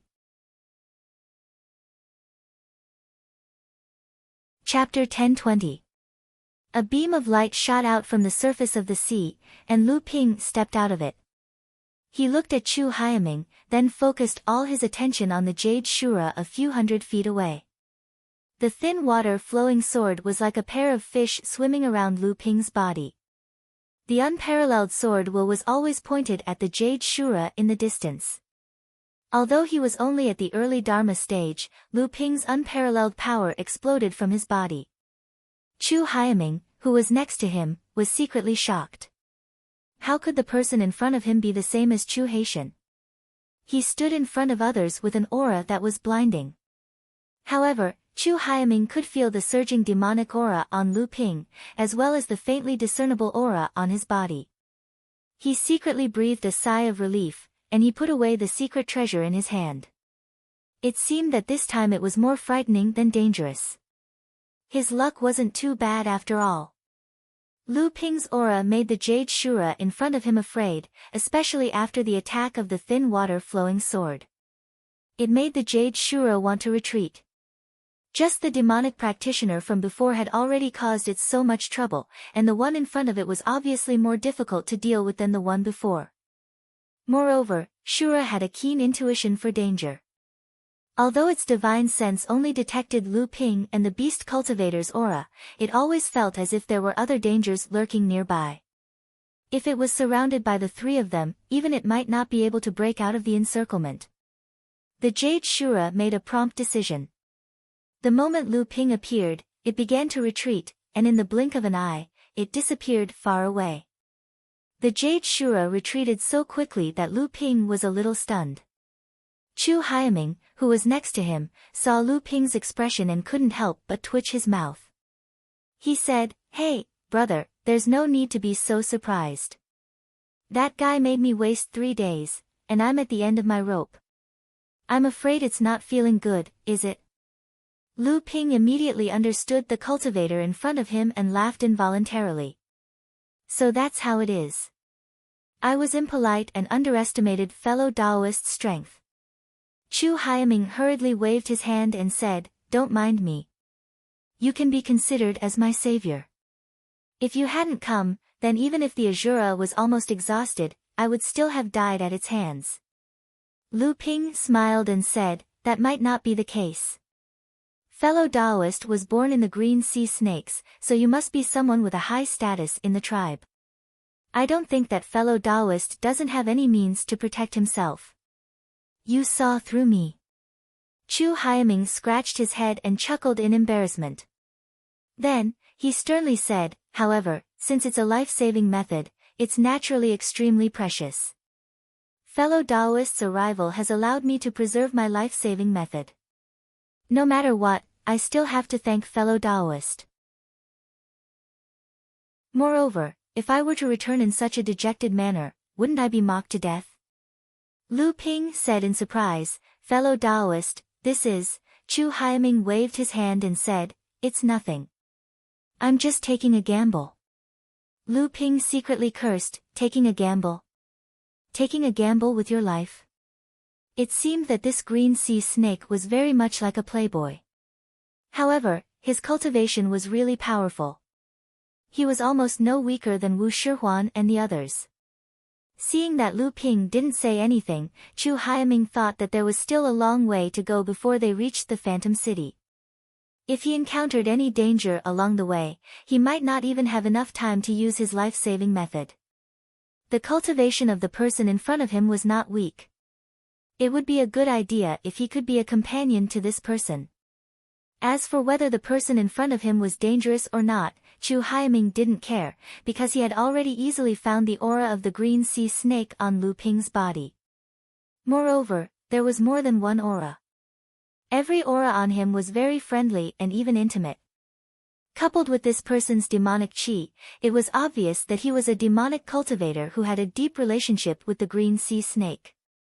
However, this person had obviously used a secret technique, so Chu Haiming couldn't see through him. Chu Haiming opened his mouth and asked, "I'm Chu Haiming. May I know how to address you, fellow Taoist? Where do you plan to go?" Lu Ping saw a trace of expectation in Chu Haiming's eyes, so he said with a smile, "I'm Lu Jiu, a rogue cultivator. This time, I heard that Mara is going to besiege the Phantom City. I want to go to the Phantom City to help." Chu Haiming's eyes lit up. He said, "Aha, I'm also going to the Phantom City. Brother Lu, can you come with me?" Lu Ping laughed and said, "That's my wish, but I wouldn't dare to ask you." Not long after the two of them left the sea, another ray of light landed in the place where the two of them were. Tian Kong Laozu looked at the direction in which the two of them left and shook his head helplessly. He turned around and diverted the two of them, heading towards the Phantom City on another path. Chu Haiming and Lu Ping's ray of light merged into one. Then, he took out a top-grade spirit stone and began to restore the depleted qi in his body. He asked, "Brother Lu, you seem to have a deep relationship with the green sea snakes?" With Lu Ping's current means, he naturally had several ways to conceal the aura of the green sea snakes on his body. However, he deliberately did not conceal it this time. At first, he only wanted to avoid any misunderstandings, and then find a way to get closer to this green sea snake. He did not expect that Chu Haiming would trust him so easily and want to accompany him to the Phantom City. This made the few excuses that Lu Ping had prepared before useless. Lu Ping smiled and said, "I've met fellow Taoist Chu Hailan several times." "Sister Lan." Chu Haiming looked happy. He looked at Lu Ping and said, "Brother Lu actually knows Sister Lan." "Oh, that's right. Sister Lan has been running around all these years. It's normal for her to know a lot of people." Lu Ping's heart skipped a beat. He asked tentatively, "I heard that fellow Taoist Chu Hailan went to the North Sea a few days ago. After that, she seemed to have a conflict with Wu Shihuan and the others from the Crystal Palace. After that, there was no news of her. Some people said that she has been jointly trapped by the Crystal Palace and Xianling sect on the newly appeared Scarlet Mist Island in the North Sea. Is this true?" Chu Haiming looked at Lu Ping in surprise and said, "You seem to be very familiar with Sister Lan. You actually know so many things about her." Lu Ping smiled and said mysteriously, "Not only that, I also know that fellow Taoist Chu Hailan seems to be in contact with the Heavenly Moon sect of the Middle Earth recently. Could it be that the dignified green sea snakes also have to form an alliance with others to fight against the Crystal Palace?" Chu Haiming looked at Lu Ping in surprise and said, "So what? That is the Crystal Palace, one of the biggest forces in the entire cultivation world, including the Middle Earth. There is more than one pure Yang Laozu in it. No matter how strong we green sea snakes are, we can at most be on par with the Crystal Palace. If there is no external help, how can we suppress the Crystal Palace?" Lu Ping also seemed to be surprised and said hesitantly, "After all, the Heavenly Moon sect is a big sect of the human race. Moreover, it is in the Middle Earth. The cultivation world of the Middle Earth has always been arrogant. Why would they agree to form an alliance with the green sea snakes? Aren't they afraid that the news will spread and provoke the anger of the other holy lands of the Middle Earth?" Seeing Lu Ping's astonished expression, Chu Haiming's vanity was greatly satisfied. He immediately began to explain the reason to Lu Ping, including some of the secrets of the large sections. Lu Ping's eyes widened in astonishment. Chu Haiming's heart was filled with pride. "You still don't know? The cultivation world of the Middle Earth and the cultivation world of the East Sea have always been at odds. However, the Crystal Palace has always hoped to expand their strength into the Middle Earth. The Heavenly Moon sect is the vanguard to stop the Crystal Palace from entering the Middle Earth.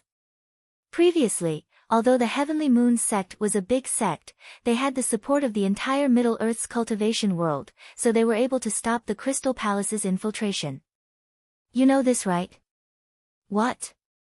Only one part of it?" "Sigh, alright, I'll tell you. However, several decades ago, for some reason, the big sect of the Middle Earth, the Heavenly Mystery sect, suddenly formed an alliance with the Crystal Palace. This change caught the cultivation world of the Middle Earth unprepared. With the help of the Heavenly Mystery sect's power, the Crystal Palace quickly moved south. The Heavenly Moon sect was attacked from both front and back, so they immediately gave up 3,000 miles of coastline. The Crystal Palace expanded 500 miles inland before they were once again blocked by the Heavenly Moon sect. Do you know about the recent outbreak of Mara in the Middle Earth? You don't even know about this? Alright, the situation of the calamity of Mara in the Middle-earth is much more serious than overseas. Furthermore, there seems to be some problems at the border of the Middle-earth. The Holy Lands and big sects of the Middle-earth can't even take care of themselves, so how would they have the spare energy to support the Heavenly Moon sect? The Heavenly Moon sect actually had no other choice. In a fit of anger, they had the idea of forming an alliance with our clan. Lu Ping had an expression of sudden realization. He then asked, from what Brother Chu said earlier, it seems that other than being dragged down by the calamity of Mara, there seems to be some unforeseen events at the border of the Middle-earth. What kind of unforeseen event is it? Chu Haiming was stunned for a while. Then, he said with some uncertainty, it seems that a large-scale beast tide has appeared in the western wilderness and the southern mountains. Hee, who cares what kind of unforeseen event it is? In any case, it has nothing to do with us. Lu Ping nodded his head thoughtfully, then asked, it's strange. I heard that the Heavenly Moon sect originally had a deep relationship with the Eastern Sea's Carefree Pavilion, and the Carefree Pavilion has always been at odds with the Crystal Palace. Even if these two sects combined are not a match for the Crystal Palace, the Heavenly Moon sect can still form an alliance with the other big sects of the Eastern Sea. No matter what, forming an alliance with the aristocrats is not a good idea for the Heavenly Moon sect. Chu Haiming sneered, what other choice do they have? In the early years, the Carefree Pavilion was quite prosperous and made the Crystal Palace suffer a few big losses. But now, they are being suppressed by the Crystal Palace. It is said that even their own treasure ship was almost destroyed and the great practitioner on the ship was injured. It is said that they angered the pure young Laozu of the Crystal Palace. What about the other four big sects? Are they just going to let the Crystal Palace dominate the Eastern Sea?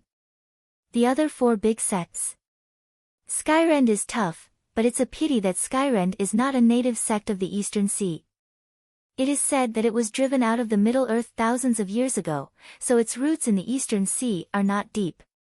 More than 100 years ago, because of the death of the grandson of a great practitioner of the Kuan Fish clan, it triggered a war between the two sides.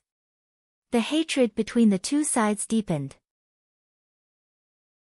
Until now, they are exhausted and have no strength left to fight against the Crystal Palace. When Lu Ping heard this, the Seven Treasures Thunder Calabash in his core space jumped involuntarily. Lu Ping asked, just for the grandson of a great practitioner? Isn't this too much of a joke? Who said it isn't? Chu Haiming was also a little confused and said, there is also a legend that seems to say that Skyrend took a great treasure from the Kuan Fish clan, which caused the Kuan Fish clan to take revenge so crazily. However, the Kuan Fish clan has never admitted it. Chapter 1021. To be able to force Skyrend out of Middle-earth to go overseas, what kind of power would that be? Lu Ping asked in surprise. Chu Heiju enjoyed Lu Ping's constant surprise, bewilderment, and astonishment at the secrets he revealed. All of this made Chu Heiju feel a kind of joy that he had never felt before among the green sea snakes. Of course it's the Ziyang Palace. When Skyrend was at his peak, he was much stronger than the Tianxian sect, the Western Wilderness Palace, and the Yingtian sect. Swordsmen are known as the best cultivators of the same level in terms of attack, and Skyrend was known as the #1 sword sect in the world. This is a direct slap in the face to the Ziyang Palace. Don't you think that Skyrend is seeking death? Although Lu Ping did not believe that the Ziyang Palace would drive Skyrend overseas just because of the title of #1 sword sect in the world, he thought about the current situation of the Tianxian sect. When Skyrend was at his peak, he was probably even more powerful than the Taishian sect. In addition, he had publicly displayed the title of #1 sword sect in the world, and was so arrogant and domineering. It would be strange if the 5 holy lands of Middle-earth did not suppress them. Lu Ping and Chu Heiju traveled together. Lu Ping deliberately tried to find out more information from Chu Heiju, and Chu Heiju was happy to show off his knowledge in front of Lu Ping. At the same time, he was able to make Lu Ping smile with a few subtle compliments. He was obviously a childish and inexperienced person who had not seen much of the world. He had a strong sense of superiority and was highly valued by his elders. However, although Chu Heiju looked simple, he was very strong. Otherwise, he would not have been able to fight with a Jade Shura for so long with his peak Dharma level cultivation. And although he did not have enough understanding of the dangers of the world, he knew a lot about the secrets of the world of cultivators. The two of them chatted and laughed along the way. Chu Haiming's vanity was greatly satisfied, and Lu Ping also learned many secrets of the Eastern Sea's cultivation world that were unknown to others. In that case, the Gale Thunder Island has a deep connection with the Crystal Palace, and the Purple Talisman Pavilion is a large sect that was developed with the talisman inheritance of this sect after a family in the central region offended the 9 mystical tower and escaped to Donghai to seek protection from the Crystal Palace. Chu Haiying nodded her head and said, "There's no mistake." Chu Haiming thought for a while and said, "Actually, it's not just the Purple Talisman Pavilion and Skyrend. Actually, many overseas sects migrated over from the Central Plains, especially the South Sea. Almost all the large sects are not native to the South Sea. They all have inextricable connections with the Central Plains." Lu Ping could not believe it and said, "Could it be that these sects were forced out of the Central Plains cultivation world by the 5 Holy Lands?" Chu Haiming shook his head and said, "That's not the case. Some of them may have been small or medium-sized forces in the Central Plains back then. Later, they offended someone, or for some other reason, they moved overseas and became stronger. It's not like there are no sects in the South Sea. Back then, most of them maintained their status quo or weakened. Such cases are not only in the East Sea and the South Sea, but also in the North Sea." "What about the Northern Alliance?" "The Northern Alliance seems to have a bad relationship with the Crystal Palace." "The Northern Alliance?" Chu Haiming sneered and said, "It was originally a potential rival of the Crystal Palace. Its strength is considered second only to the Crystal Palace among the sects in the East Sea. However, the Northern Alliance was destined to die from the day it was established. As such, the Northern Alliance is filled with internal strife and unrest. This time, when the East Sea Mara marched north, the Northern Alliance was the first to bear the brunt. In just 2 days, only 1/3 of the islands were plundered by Mara. Isn't this a huge joke?" Lu Ping's expression was a little strange.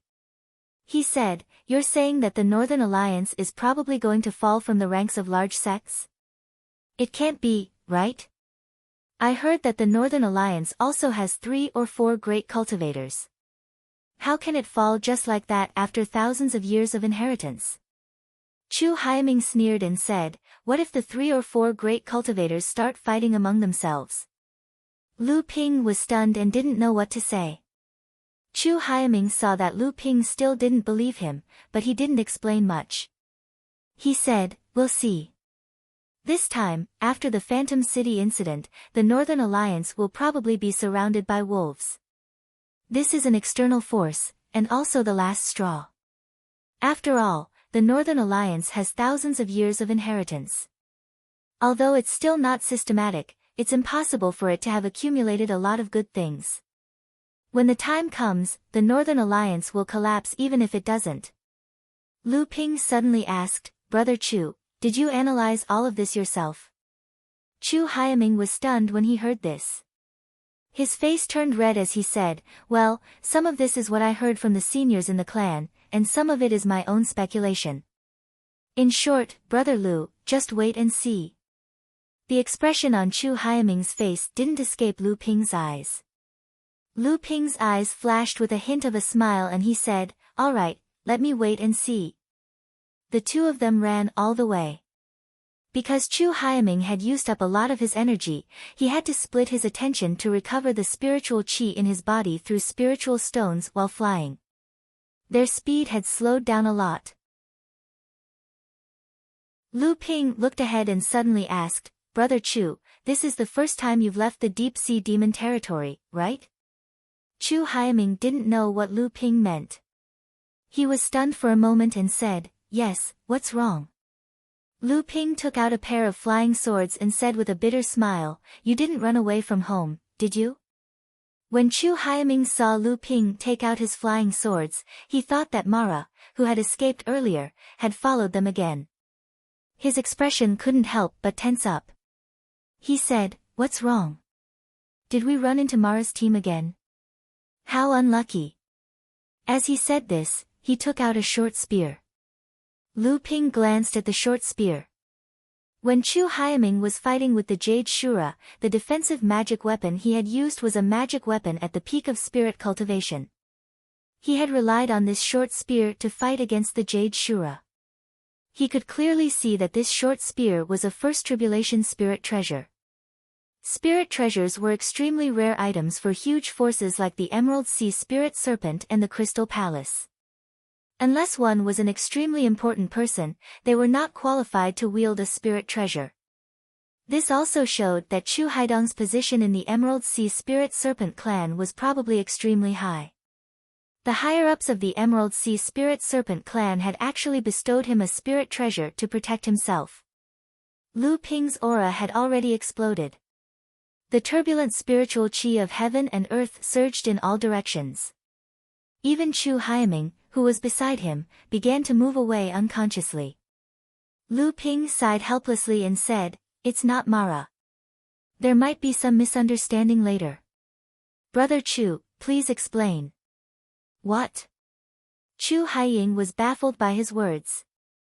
However, just as he finished speaking, a sharp sound of something tearing through the air suddenly rang out from the distant sea. Chu Haiming abruptly raised his head and looked into the distance, only to find that a long sword had already appeared in front of Lu Ping. Chu Haiming looked at the long sword that had suddenly appeared in front of Lu Ping. His eyes suddenly lit up. Then he thought of something and was about to open his mouth to shout, but he suddenly heard a strong sound of metal clashing. Clang! Lu Ping's expression changed. The thin water-flowing sword wailed. In the end, the long sword that had suddenly appeared was blocked by Lu Ping. However, a huge force of spiritual essence came from the two swords. Lu Ping stretched out his hand and pushed forward.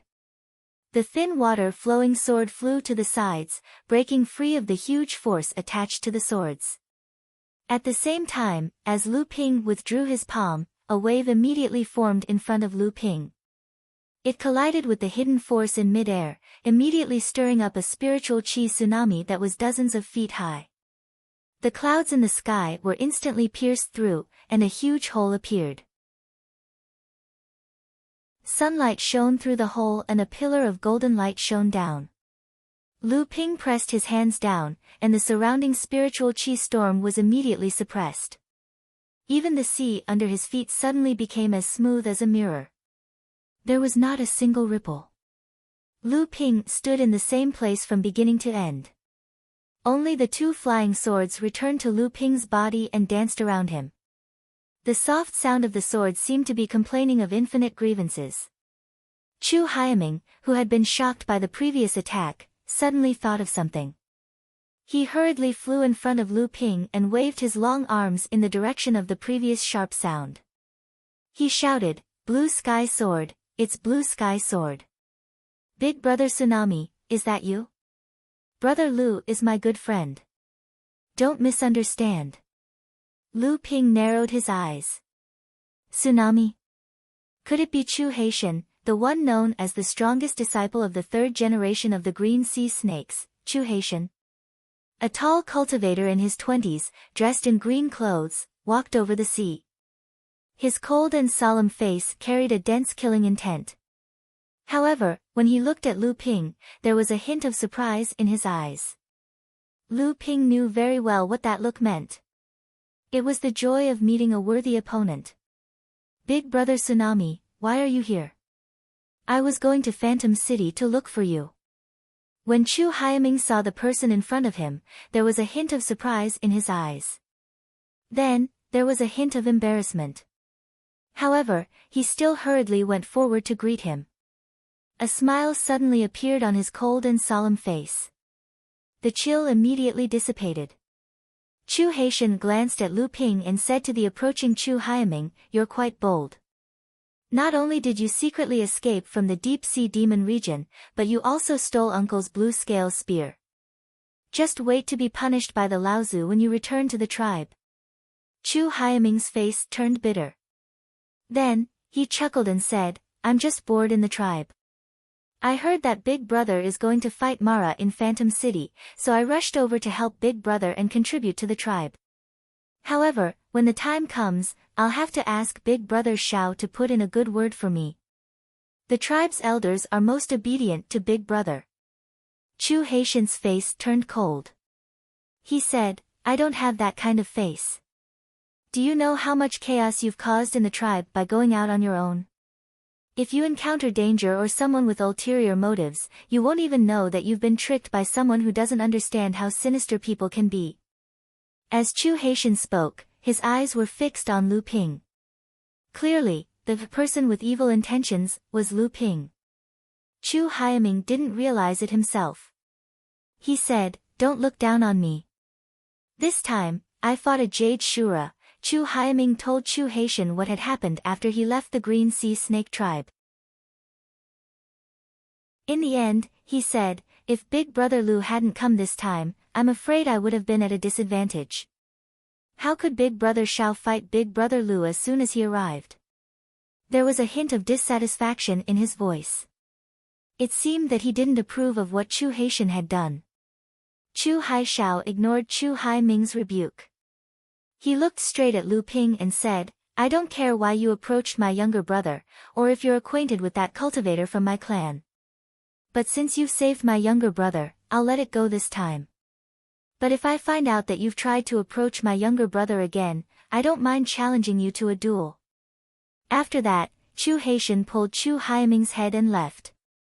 Chu Haiming turned around and said, "Big Brother Lu, don't be angry." Before he could finish speaking, Chu Haishao directly used his spatial sacred art and pulled Chu Haidong into the spatial door.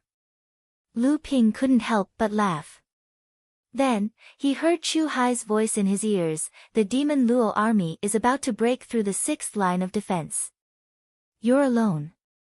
If you have nothing else to do, don't stay in the fallen mystic realm."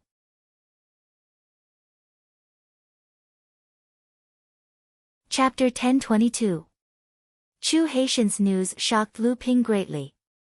How long had it been? How could the 6th line of defense be broken? Lu Ping was deeply worried. It wasn't because he was worried that something would happen to the 5 islands of Mystic Spirit City, but because according to what old ancestor Tian Kong had said, the 7th line of defense was actually less than 100 miles away from Mystic Spirit City.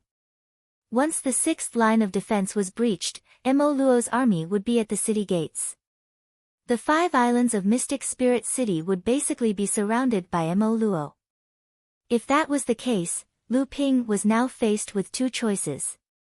One was to return to Jingzha Island immediately. But if he did that, Zhenling Sect's share of spirit stones in Phantasmal Spirit City would be lost. The other was to head to Phantasmal Spirit City and meet up with ancestor Tian Kong. But if he did that, once the 6th line of defense was breached by the time Lu Ping arrived at Phantasmal Spirit City, he would have no choice but to defend Phantasmal Spirit City. He didn't believe he could break out of the Demon Luo army's siege alone. A layer of water rippled on Lu Ping's face. The water rippled gradually and gradually spread to Lu Ping's whole body. Then, a layer of water sprinkled from Lu Ping's body. Lu Ping had already returned to his original appearance. At the same time, Lu Ping stretched out his wrist and took off a bracelet on his wrist. The surging demonic qi on Lu Ping's body suddenly changed into pure spirit qi waves. Then, it gradually converged, making Lu Ping look like an ordinary person. The bracelet was naturally the demon transformation bracelet. With this bracelet, a human cultivator could disguise as a demon cultivator and would be extremely difficult to recognize. Similarly, when it was worn by a demon cultivator, it would also be extremely difficult for a human to recognize it. Previously, on a whim, Lu Ping decided to rescue Chu Hairen alone and let Tiankang Laozu rush to Phantom City first. However, just in case, Lu Ping still did not reveal his true identity. Lu Ping's original intention was to get close to the Emerald Sea Spirit Snake clan. But who knew he would meet someone like Chu Hai, who clearly had a high status in the Emerald Sea Spirit Snake clan but wasn't a scheming person. Naturally, Lu Ping was more than happy to learn more secrets about the East Sea's forces from him. Unfortunately, he met Chu Haitian midway and took Chu Hiren away, which messed up Lu Ping's original plan. However, at least he had left a backup plan among the Green Sea Snakes. Although Chu Hailan might be of help to him when he entered the Green Sea Snakes in the future, this woman was too shrewd. If Lu Ping wanted to use her, he might not be able to do so without paying some price. A cloud of water mist gathered under Lu Ping's feet and gradually condensed into a white cloud. The white cloud moved with the wind and carried Lu Ping quickly in the direction of Phantom City. The thin water-flowing sword had been damaged twice in a row. Although it was not too serious, as Lu Ping's most commonly used magic weapon, it still made Lu Ping's heart ache. He had already placed it in the core space and began to nourish it. Originally, it was not a bad idea for Lu Ping to use Lu Qiner as a mount. However, since he knew that the battle in Phantom City would also involve the human and demon clans joining forces, Lu Ping gave up on the idea of using Lu Qiner as a mount. Who knew if he would encounter another Fire Phoenix clan demonic cultivator on the way? Lu Dague could, but his speed was a little slow. It would be fine under normal circumstances, but not now. With no other choice, Lu Ping could only use the cloud treading technique to hurry along. The cloud treading technique was an extension of the wave treading technique. It was also an application of Lu Ping's natural great technique. Although his speed was not as fast as Lu Qiner's, it was still very fast for long-distance travel. Although the 12 orthodox techniques of the North Sea were 12 types of great magic arts, in essence, each great magic art itself was a huge inheritance system, from which several or even dozens of magic arts could be extended. This cloud treading technique was an extension of the wave treading technique. In the end, Lu Ping decided to head towards Phantom City. Quick! Quick! The group of Mara is catching up. Damn it, how is that possible? Why would the Blood Shura attack us? The Blood Shura is nothing. Even the Jade Shura has attacked. A Dharma adept from the Jade Sea sect could not even escape. I saw with my own eyes that Laozu's heart was dug out by a Jade Shura and then swallowed whole. What, the Jade Shura is also, let's run. It's not just the Blood Shura and the Jade Shura. Even the Azuras have attacked. The entire fallen secret land is in chaos. This time, the human and demon clans have suffered a great loss at the 6th line of defense. They are doomed. As long as we escape to the 1st line of defense, the 7th line of defense? Now even the Jade Shura and the Azuras have begun to attack us core forging adepts. They think the 7th line of defense can still hold. We'd better go straight to the Phantom City. Maybe there is a glimmer of hope. Not necessarily. If the great adepts of the Phantom City also attack, they may be able to stabilize the 7th line of defense. That depends on whether the big bosses are willing to help. They will. Don't forget, the first 5 lines of defense are mostly made up of the local forces of the East Sea and the Fallen Mystery Land that are attached to the Phantom City, as well as the 25 medium-sized forces. But when it comes to the 6th and 7th lines of defense, there will be many cultivators from the Crystal Palace and the 9 great sects. Unless those big shots are willing to let their disciples become cannon fodder like us. Not necessarily. Now that the 6th line of defense has collapsed, many practitioners from the big sects have been injured or killed. If they shrink back to the 7th line of defense, or even retreat to the Phantom City, then let's wait for death. From here to the Phantom City, we can't get rid of the group of Mara chasing us. 5 or 6 human practitioners were flying over the sea, with injuries all over their bodies. Obviously, they had been through a fierce battle. At the same time, they were fiercely arguing about something. Suddenly, several sharp howls rang out from behind the cultivators. The cultivators who were flying away immediately lost their ability to move and nearly fell into the ocean. Oh no, it's the great devil cultivators. They're catching up. At this moment, several lights of different colors rose up a few miles in front of them, heading toward them. Oh no, we're surrounded. Why are there more in front of us? Let's fight. Later, we'll break out of the encirclement with our own strength. If there's no hope, it's best if we can drag one of them down with us. The 6 practitioners at the late stage of the core forging realm gathered back to back. In just a moment, more than 20 Mara surrounded them on the sea. The leader of the Great Shura had rich origin chi all over his body. The companion magic treasure in his hand was obviously only one step away from being promoted to a spiritual treasure. Looking at the 6 core forging stage cultivators in the center, the Great Shura's greedy eyes flashed with excitement. As long as he could devour the 6 cultivators in front of him, with the huge amount of chi, blood, and spiritual power contained in them, he might be able to break through the shackles and become a blood Shura. The Great Shura howled at the sky, and more than 20 Mara around it roared in unison and rushed toward the 6 practitioners. At this moment, the surrounding seawater was turbulent, and the waves reflecting the sunlight suddenly turned into daggers, shooting toward the back of the 20 Mara who were besieging the practitioners. Seeing that the 20 Mara were about to be drowned by the water swords, the whole space suddenly shook. These water swords suddenly turned into water splashes in mid-air and fell into the sea, like a rapid rain. However, just as the raindrops were about to fall back into the sea, the surrounding space trembled again. The raindrops that filled the sky did not fall back into the sea but shot out abruptly. The dozen or so demons surrounding the south were caught off guard, and 7 or 8 of them had their heads, hearts, and other vital parts pierced by the raindrops. The remaining half were rolling and wailing on the surface of the sea. The sudden turn of events caused the battle between the 2 sides to come to a temporary halt. The Great Azura in the lead cast a bewildered look around.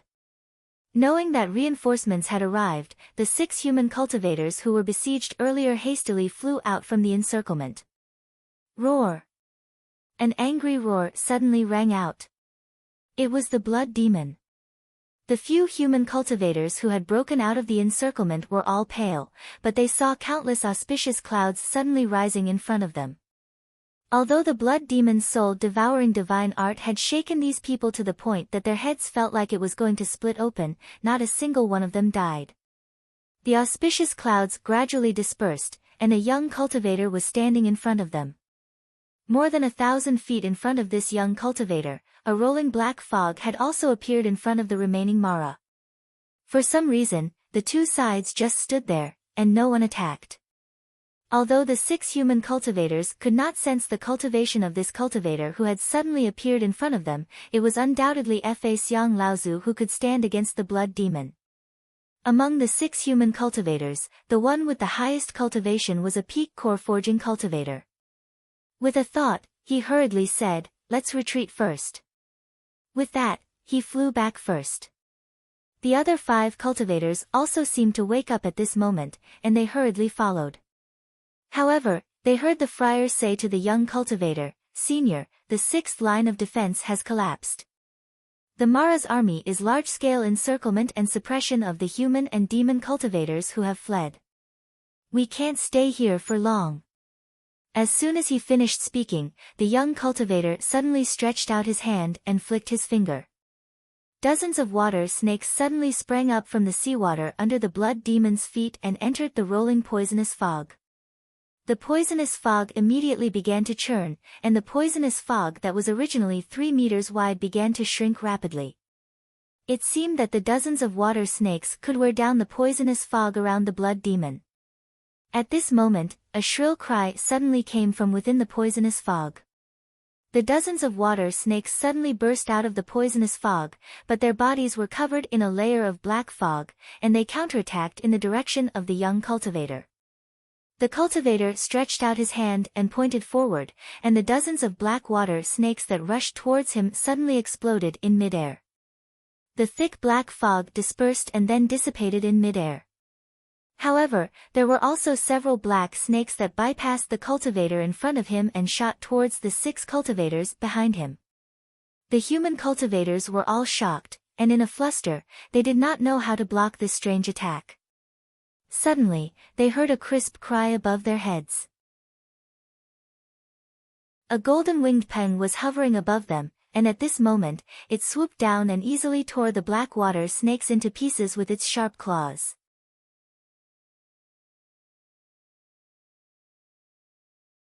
Chapter 10:23.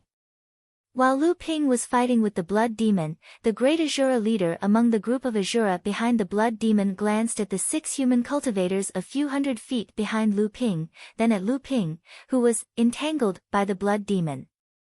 His eyes darted around for a moment, then he led a dozen of his subordinates and split into 2 groups to flank the 6 human cultivators. The human cultivators quickly discovered Mo Luo's intentions.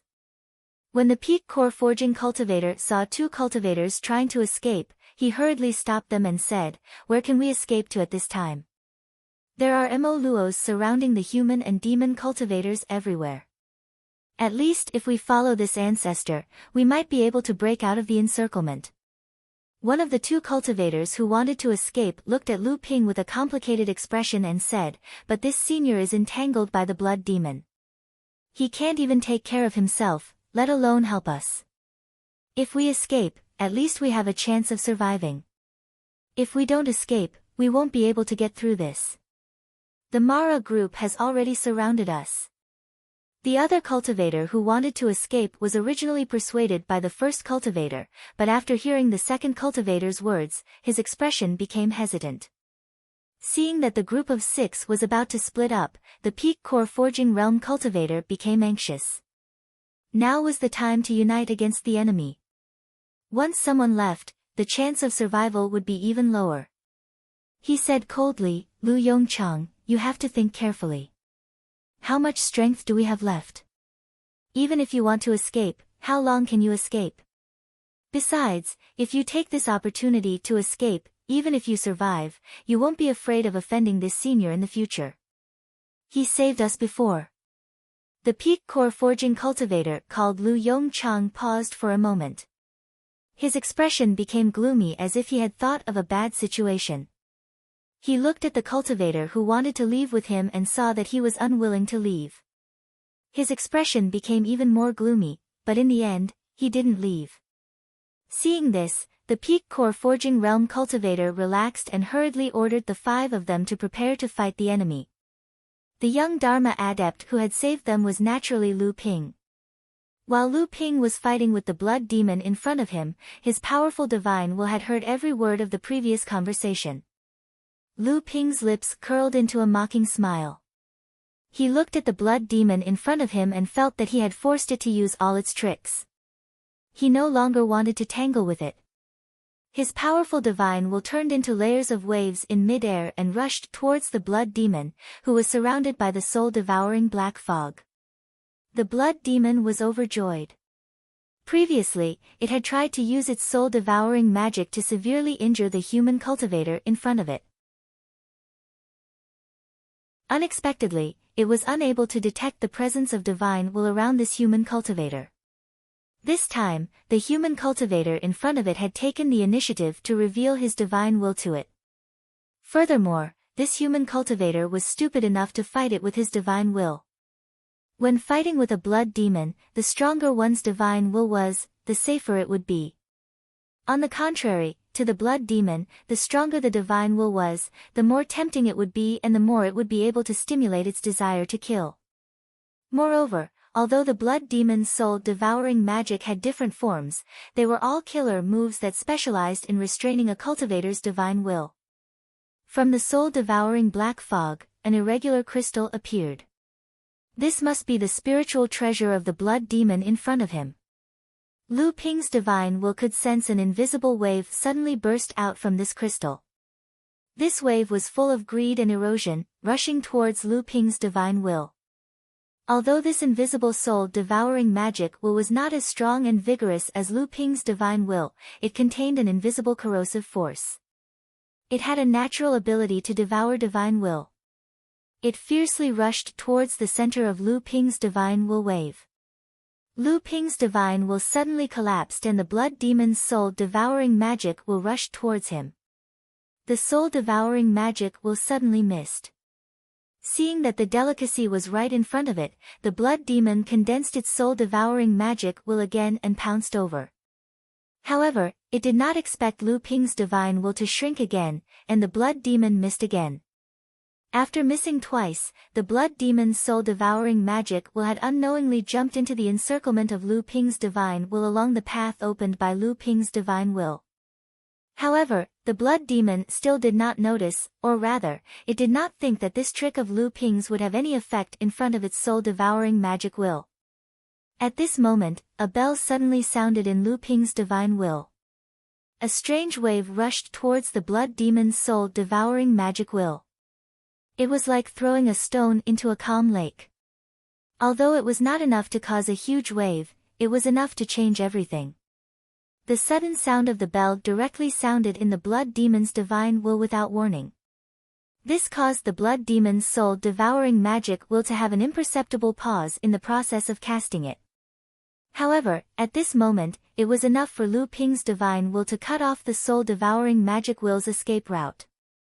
A flame suddenly ignited in Lu Ping's divine will. The flame spread rapidly, and in the blink of an eye, it completely surrounded the soul-devouring magic will. At this moment, the blood demon finally realized that something was wrong. This flame that directly affected the soul-devouring magic will could actually threaten it. The crystal stone once again floated up from the soul-devouring black fog, and waves of invisible waves rushed towards Lu Ping again. It seemed to want to rescue the soul-devouring magic will that was trapped by Lu Ping's green phosphorus soul fire. Unexpectedly, a small banner suddenly appeared in Lu Ping's hand. The small banner gently waved in Lu Ping's hand, and a group of auspicious clouds formed outside Lu Ping's divine will. The invisible waves that the blood demon couldn't resist immediately destroyed half of the auspicious clouds. However, the auspicious clouds seemed to be endless. The more they were destroyed, the more they formed. The blood demon's divine will was no longer able to pose a threat to Lu Ping's divine will. A bead that emitted a multicolored light floated up and down in Lu Ping's divine will. The multicolored light suddenly converged, and a layer of green light emerged from the bead. A flame flickered more and more violently in the gentian bead. The green phosphorus soul fire attached to Lu Ping's divine will suddenly expanded, and from all directions, it pressed towards the soul-devouring magic will that was trapped inside. A mournful howl suddenly came from the soul-devouring black fog. Whether it was the cultivators behind Lu Ping or the dozens of Mara that were outflanking them, all of them were shocked. Then, they felt as if a sharp knife had suddenly pierced into their brains and twisted them ruthlessly. The blood demon suddenly pounced towards Lu Ping. The black fog surrounding its body suddenly expanded, and like a layer of black sky, it covered Lu Ping. Lu Ping was unmoved. The green phosphorus soul fire in his divine will rose again. The soul-devouring magic will was like a lit candle, and it quickly began to melt. Then, the green phosphorus soul fire suddenly appeared, and the soul-devouring magic will also began to burn, and the burning became more and more vigorous.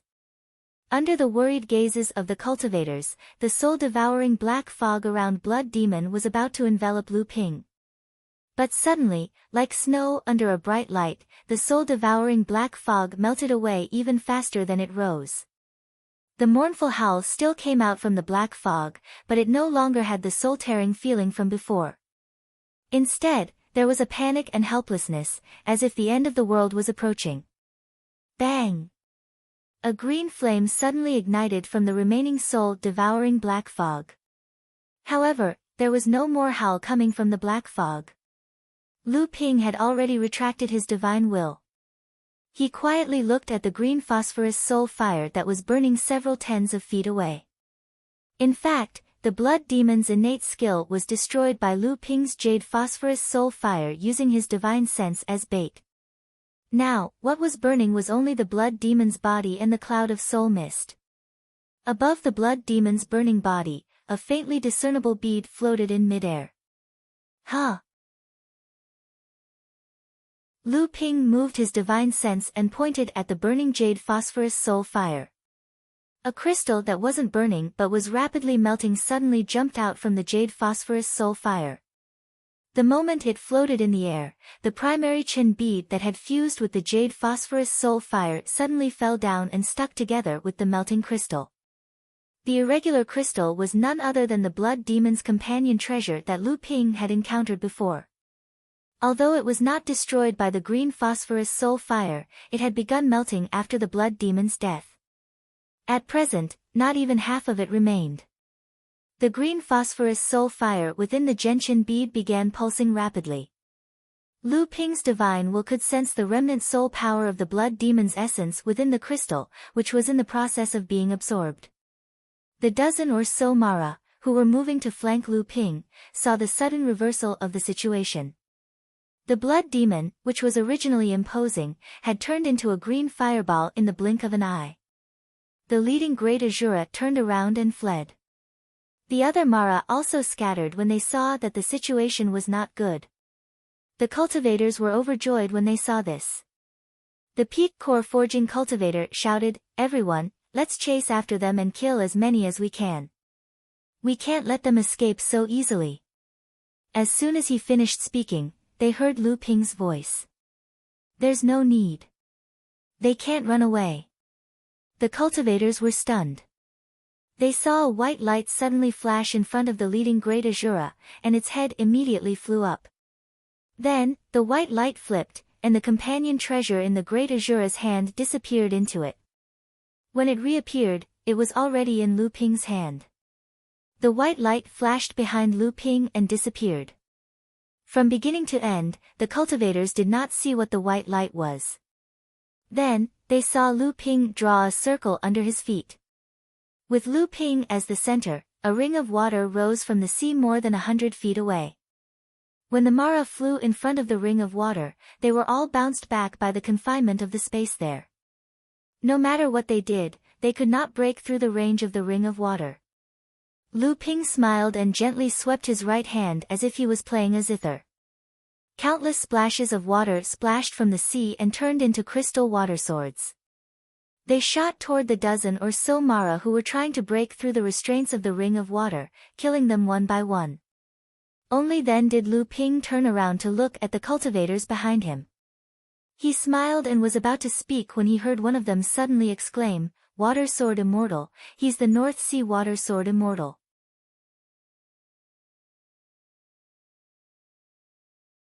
Chapter 1024. Water Sword Immortal. He's the Northern Sea Water Sword Immortal, Lu Tianping. Lu Ping was slightly startled. He saw that the person who cried out in surprise was the cultivator with the highest cultivation level among the people he rescued earlier. When the others heard that the person in front of them was actually the famous Northern Sea Water Sword Immortal, they also revealed astonished expressions. Obviously, they weren't unfamiliar with Lu Ping's name. Only Lu Yongchang's expression remained calm, as if he already knew who the person in front of him was. Among the crowd of excited cultivators, he was somewhat conspicuous. Lu Ping inadvertently glanced at Lu Yongchang and smiled at the peak core forging cultivator. "May I ask how I should address fellow Taoist?" "I'm Northern Sea Water Sword Immortal, Lu Tianping." "Since fellow Taoist knows me, are you also a Northern Sea cultivator?" The cultivator cast a strange glance at Lu Yongchang and hastily saluted. "I don't dare to be addressed as such by Tianping Laozu. Junior isn't a Northern Sea cultivator. I'm Nie Sheng, a disciple of the Eastern Sea's Zixia sect." Tianping Laozu's name has shaken the overseas cultivation world. He's a first-class existence among the third-generation cultivators. Junior was fortunate enough to see a portrait of Senior's appearance that was circulated in the Eastern Sea, so I recognize you. Lu Ping also recognized the Eastern Sea's Zixia sect. It was a medium-sized cultivation sect in the Eastern Sea. Like Xinling, it was one of the 25 medium-sized cultivation sects in the Spirit Stone vein on the 5 islands of Phantom Spirit. However, the strength of this Xixia sect was slightly inferior to Jinling. Among the 25 medium-sized cultivation sects, it could still be considered a rather powerful cultivation sect. Lu Ping chuckled and said, "So it turns out to be Brother Nya from Xixia sect. Presumably, Brother Nya is also a third-generation disciple of your noble sect. You and I are of the same generation.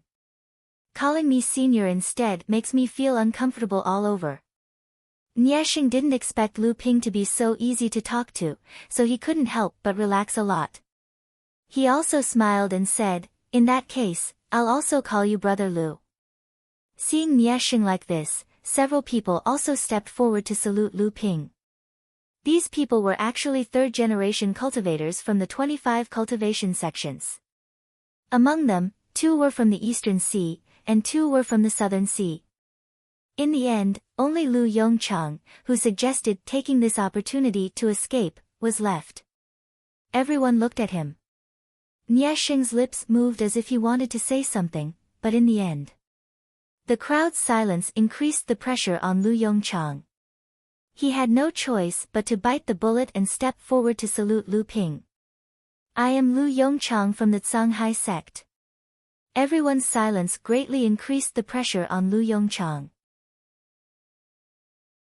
He had no choice but to brace himself and step forward to salute Lu Ping. He said, "I'm Lu Yongchang from Azure Sea sect. Greetings, Brother Lu." Lu Yongchang's expression turned awkward. Little did he know that Lu Ping had already seen through his plan to escape during his battle with the blood demon. Lu Yongchang's expression turned awkward. Originally, Lu Ping held Lu Yongchang in contempt, but after hearing that he was a cultivator from Azure Sea sect, he somewhat understood. This guy didn't completely want to escape. Most likely, he wanted to avoid Lu Ping.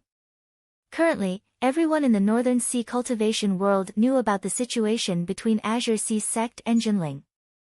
Jiang Tianlin had chased after Zhang Shi for several years, and Zhang Shi had fled to the Eastern Sea in defeat. However, not long after, there were rumors that Lu Tianping had received Jiang Tianlin's decree and arrived in the Eastern Sea. Most likely, he was here for Zhang Shi. Whether this rumor was true or not, Lu Yongchang was unwilling to face Lu Ping. Moreover, he had been saved by Lu Ping from Mara, so he was at a loss in front of Lu Ping. Just as Lu Yongchang was panicking, Lu Ping suddenly asked, "When will Senior Zhang Shi arrive at Phantom City?" Lu Yongchang was startled and said, "How did you know?" Lu Yongchang's expression suddenly changed. He hurriedly stopped talking, but it was already too late. He only heard Lu Ping say with a smile, "Senior Zhang's speed is indeed faster than mine. I just don't know if there are any more Azure Sea sect disciples like Brother Lu who have fallen into the 6th line of defense. Otherwise, I'm afraid your sect won't be able to afford to lose them. Senior Zhang might even take the risk to come out and save them." Lu Yongchang's expression was filled with hatred. Hearing this, he immediately raised his head and said, You actually knew about me?" Lu Ping shook his head and said, "Although I haven't met you, I have heard of Brother Lu's name for a long time. After all, the 8 sons of Azure Sea have long been famous in the Northern Sea." Lu Yongchang was restrained in front of Lu Ping, so he simply snorted coldly and said, "I can't compare to Brother Lu." Nie Sheng, who was at the side, also understood at this time that these 2 sects of the Northern Sea were obviously not on good terms. However, at this time, everyone still needed the protection of Lu Ping, the Dharma idol Laozu, so he hurriedly stepped forward and said, "Brother Lu's reputation is naturally unquestionable. He is an existence that even Wu Shihuan of the Crystal Palace and Yuan Feixiang of the Central Plains greatly admire. I just don't know if Brother Lu is going to Phantom City this time. If so, can you let us go with Brother Lu?" The others also understood the situation at this time and said one after another, "Brother Nya is right. Brother Lu's name has long resounded in our ears. If we can go with Brother Lu this time, we will all be honored." Lu Yongchang was furious, but there was nothing he could do. He could only force himself to remain silent. Lu Ping smiled and nodded, then asked, "That's good. Brother Nya is also going to Phantom City, but Mara actually chased you all the way here. Could it be that there's a problem with the sixth line of defense?" Nya Sheng and the others looked at each other, and could not help but look a little dejected. Seeing that Lu Ping did not understand, in the end, it was Nya Sheng who explained what had happened to Lu Ping. Lu Ping's expression suddenly changed. He said, "What? The sixth line of defense did not even hold for a day, and both the Jade Shura and the Azura attacked?" Nya Sheng nodded and said, "Only a small number of people managed to escape back to Phantom City through the teleporter. Most of them either died or fled in all directions. Just based on the news I heard, there were at least 4 or 5 Dharma adepts who died. Now, Mara's army is on the sea surrounding the fleeing adepts, and the 7th line of defense of Phantom City is about to be completed. If we do not reach Phantom City before the encirclement is complete, I'm afraid we can only wait for Mara's encirclement." Lu Ping's expression was dark. He opened his hand and threw out a treasure that looked like a small boat. The treasure expanded in midair, and it turned into a small boat that could fit a few people. It was the boat that Lu Ping had not used in a long time. Lu Ping stepped into the boat and said coldly, "What are you waiting for? Let's go." Nya Sheng and the others were stunned at first, then overjoyed. They all stepped into the boat. Lu Yongchang hesitated for a moment, but in the end, he was the last to step into the boat.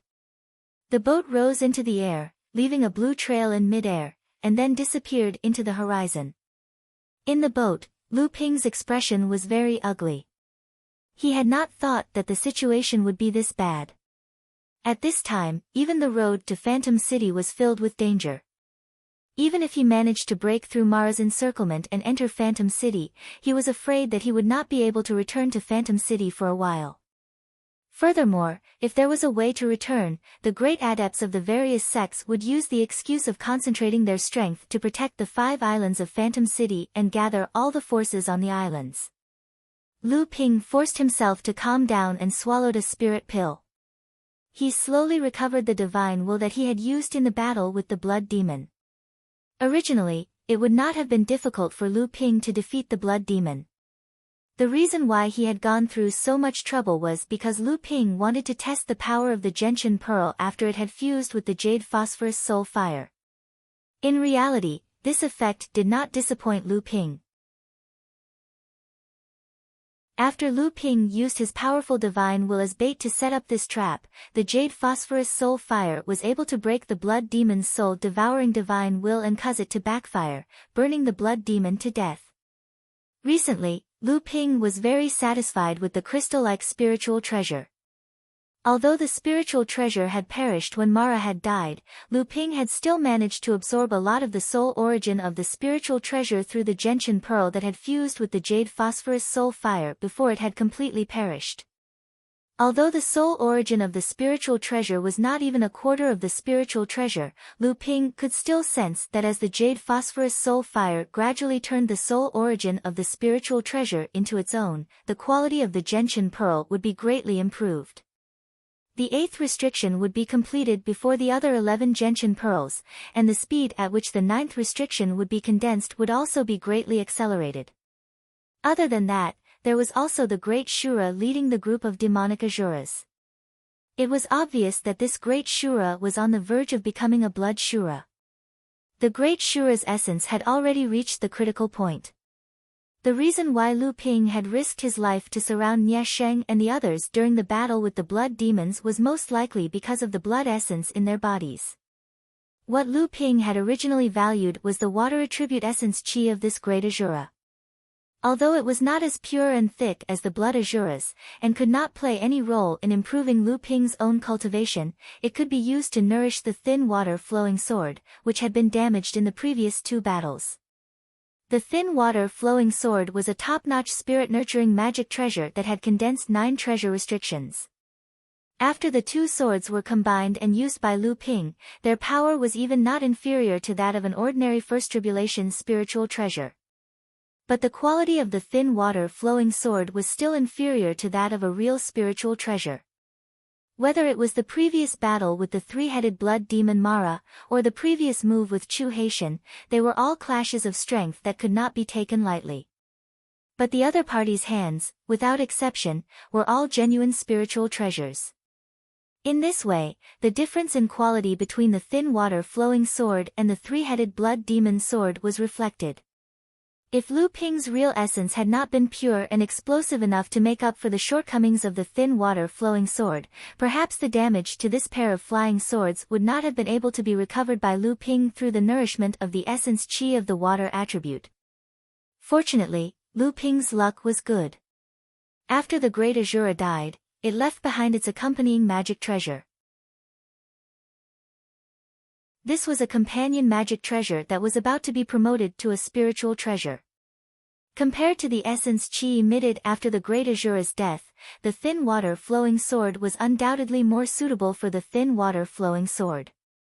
At this time, this companion magic treasure, which could become a spirit-nurturing magic treasure after being modified by a craftsman, had already turned into a pool of essence qi in Linglong's wine tripod.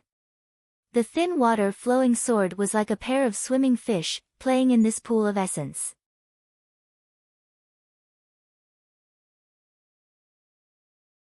Chapter 1025. On one of the deserted islands in the Fallen Land, an early Dharma adept was floating in midair. The matrix beneath his feet covered more than half of the deserted island. At the same time, it also surrounded him, who was floating several feet above the island. Rongqing Laozu's expression was grim as he spread out his divine will as far as he could, searching for clues in the void outside the island. He had been trapped on this island for about 4 hours.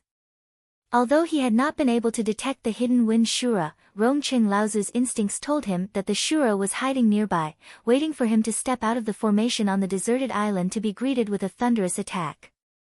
It was a pity that half of his skills were focused on formations, but most of the formation tools he had brought with him had been destroyed when the sixth line of defense was breached. He could only set up this simple formation on this deserted island. Otherwise, he would not have been in such a sorry state. Rongqing Laozu reached out to touch the torn shirt on his left arm. There had originally been a half-foot-long wound there, and although he had used a hemostasis technique to seal the wound, a bright red mark could still be seen clearly. There was more than one such mark on his body. On his right shoulder, there was also a red mark left behind by the shrinking of the wound. These two wounds and the torn shirt made Rongqing Laozu's originally dignified image look a little more pathetic from afar. Rongqing Laozu knew that the longer he dragged this on, the more disadvantageous it would be for him. This was because at this time, the Mara army was already moving towards the seventh line of defense, and the Mara behind them were still continuously encircling and suppressing the scattered adepts. Once the hidden wind Shura waited for reinforcements to arrive, he would be faced with a disaster. However, things often happened when one was afraid of something. Just as Rongqing Laozu was worried that the hidden wind Shura in the void would find reinforcements, several streaks of light suddenly appeared in the sky, and more than 10 large Mara flew in the direction of the deserted island. A ball of light appeared in Rongqing Laozu's hand, and a silver chain wrapped around his wrist after the light dissipated. More than a dozen large Mara immediately surrounded the deserted island after they arrived. Rongqing Laozu suddenly raised his head and looked above his head. The wind Azura that had been chasing him before was standing above his head and grinning at him. Then, its entire body turned into a whirlwind and crashed into the protective formation above Rongqing Laozu's head. At the same time, the dozen or so big Mara also unleashed their companion magic treasures and attacked the simple formation set up by Rongqing Laozu. Damn it! Rongqing Laozu cursed in his heart, and he also threw the silver chain in his hand. The front of the chain was a gem that looked like a snake's head, and it collided with the hanging wind column. Patriarch Rongqing cursed inwardly. His entire body was smashed into the bottom of the deserted island by a great force. If it was not for the protective array formation outside the island that slightly blocked Feng Xiolua's attack, he would have suffered a great loss from this attack. Even so, the wind Azura's attack still made him have no time to care about the operation of the deserted island's formation.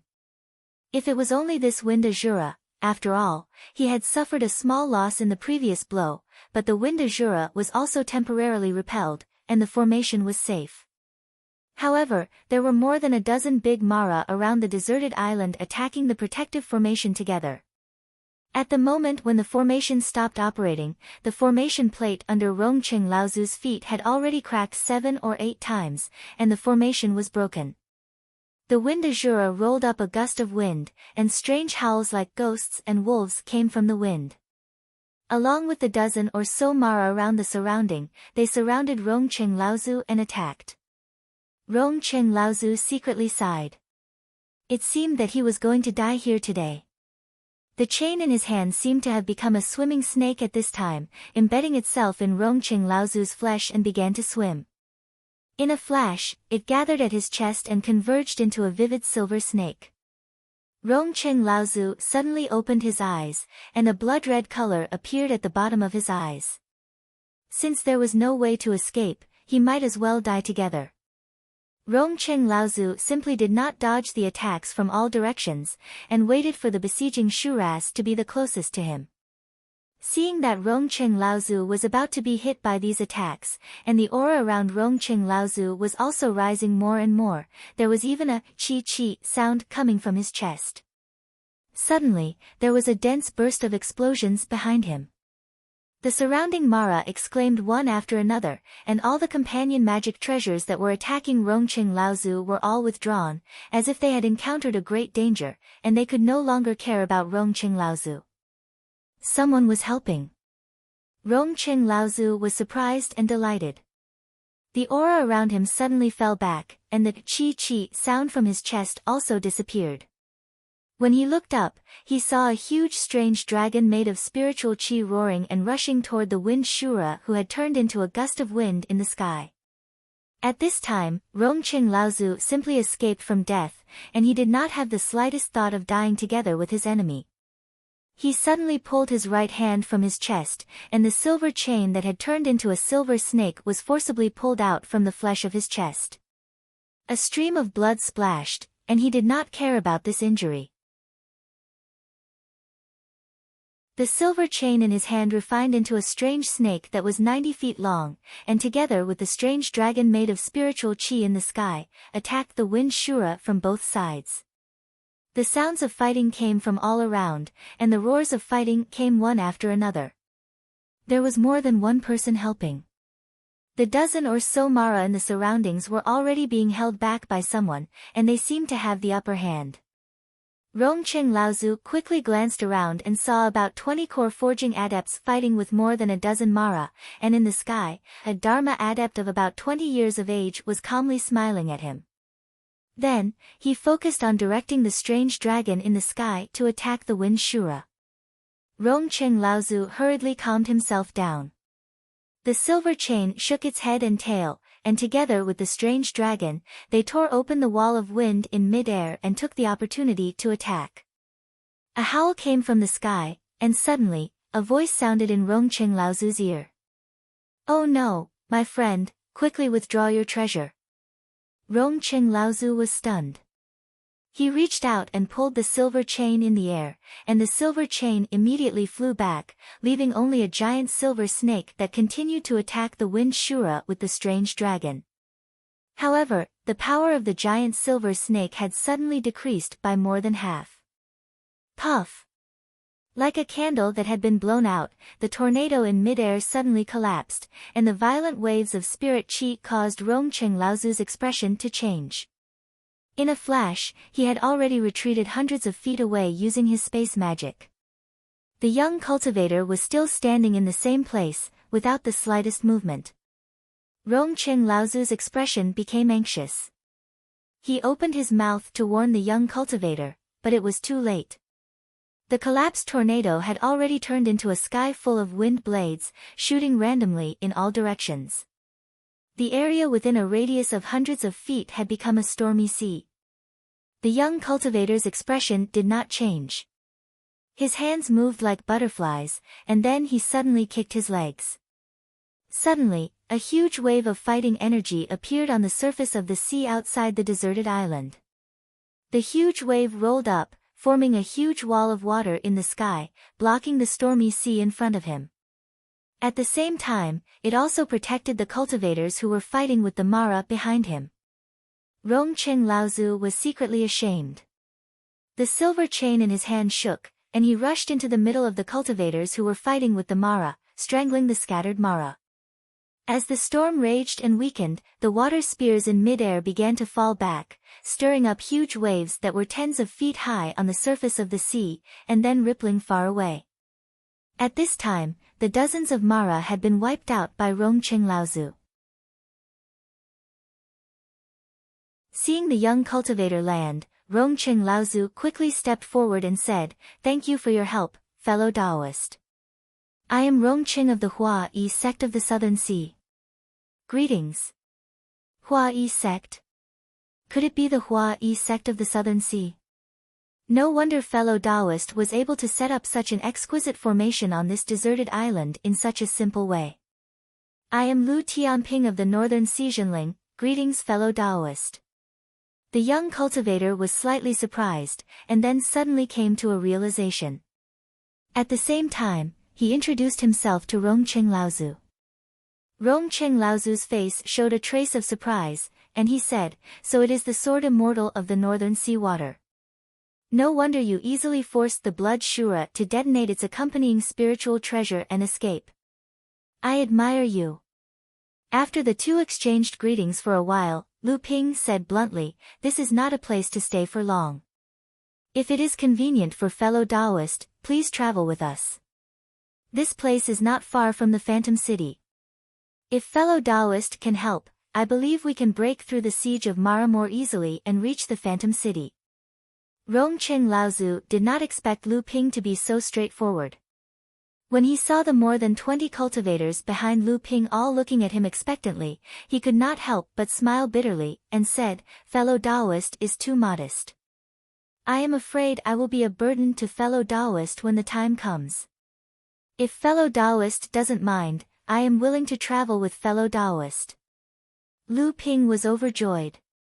As he handed 2 jade bottles to Rongqing Laozu, he said, "These are some spirit pills that I have refined. I can see that fellow Taoist's injuries are not light, and your spiritual essence has been greatly consumed. I am afraid that the journey will not be smooth, so fellow Taoist should take the time to recover." Rongqing Laozu opened the jade bottle and took a sniff. His eyes suddenly lit up, and he praised, "I have forgotten that Lu Daoyu is also an alchemy grandmaster."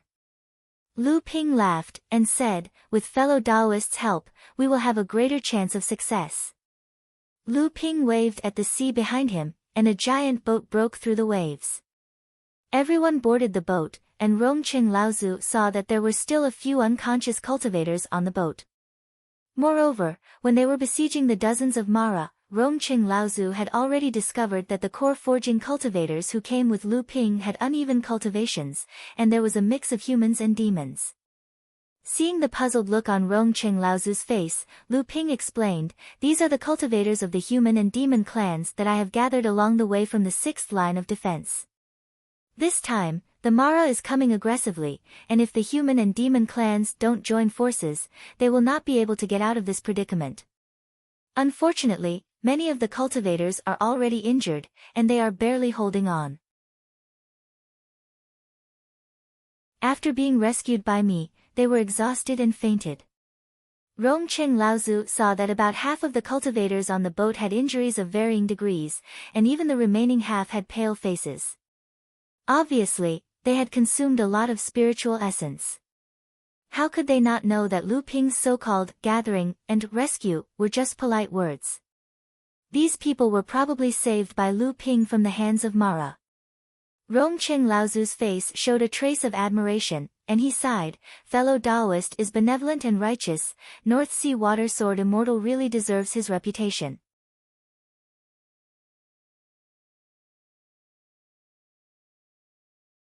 Chapter 1026. Brother Tian Kong, don't get too worked up. We're just following the rules. As long as your clan is able to withstand the first wave of attack from Mara's army on the 7th line of defense on Grid Island, Jinling's defense can be shifted to the other islands on the 2nd day, and we can take turns defending Grid Island. The one who spoke was Quan Yu Laozu of the Yulin clan of the South China Sea.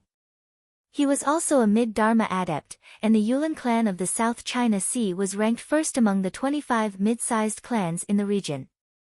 There were already 2 late Dharma adepts in this clan, but the Yulin clan had always claimed that one of the great adepts had already passed away. Even so, 10 years ago, the Yulin clan had another mid-Dharma adept who had passed through his second lightning tribulation and reached the late Dharma stage. Even though this great adept, Laozu, had been recuperating in seclusion for the past 10 years due to the severe injuries he had sustained while passing through the lightning tribulation, it was enough for him to take the top spot among the 25 clans in the Phantom City Conference a few years ago. Logically speaking, with the power that the Yulin clan possessed, they should have had enough resources and power to contend for the title of the 6th strongest clan in the South China Sea, so that they could gain more influence and power in the world of practitioners. However, the Yulin clan had never sent a ship to Central Mainland, and they had never even built one before. Even though the Yulin clan kept such a low profile, whether it was the clans overseas or in Central Mainland, none of the clans dared to look down on the Yulin clan. When the disciples of the Yulin clan traveled outside, they were usually respected by the other clans. However, this time, the Yulin clan had no choice but to stand up and join forces with the other 3 clans who were also ranked in the top 5 to put pressure on Jinling. This was because the great adepts of Phantom City had sent a clear message that as the most important 7th line of defense, Grid Island, the top 5 clans among the 25 clans were required to take turns defending it. Almost everyone knew that as the front line of the defensive island chain, Lattice Island suffered the greatest impact when Mara's army attacked. The pressure was undoubtedly the most intense when Mara's army attacked for the first time. If Quan Yu Laozu didn't push the newly ascended rank 5 Jinling out to block the calamity, he could guarantee that all the other sects would immediately push the first rank Yulin sect out to block the calamity. Hence, Yulin sect, who had always maintained a low profile, had no choice but to use their influence to pressure others. When the other clans in the top 5 clans saw Yulin sect stepping up, they naturally understood Quan Yu Laozu's intentions. However, when they thought of the terrifying strength of Yulin sect, Laozu was naturally more than happy to pick on the soft persimmon to bully, and they all voiced their agreement. After all, Yulin sect had already offended them. Tian Kong Laozu's face was ashen, but he could only retaliate against Yulin sect. Now that the other clans were on Yulin sect's side, if Tian Kong Laozu was not careful, Jinling might be isolated. Hence, he laughed coldly and said, "Brother Quan Yu, your words are not appropriate. Your clan's strength is no less than that of the major clans in the overseas region, and you are the leader of the 25 medium-sized clans in the overseas region. Your strength is far above mine."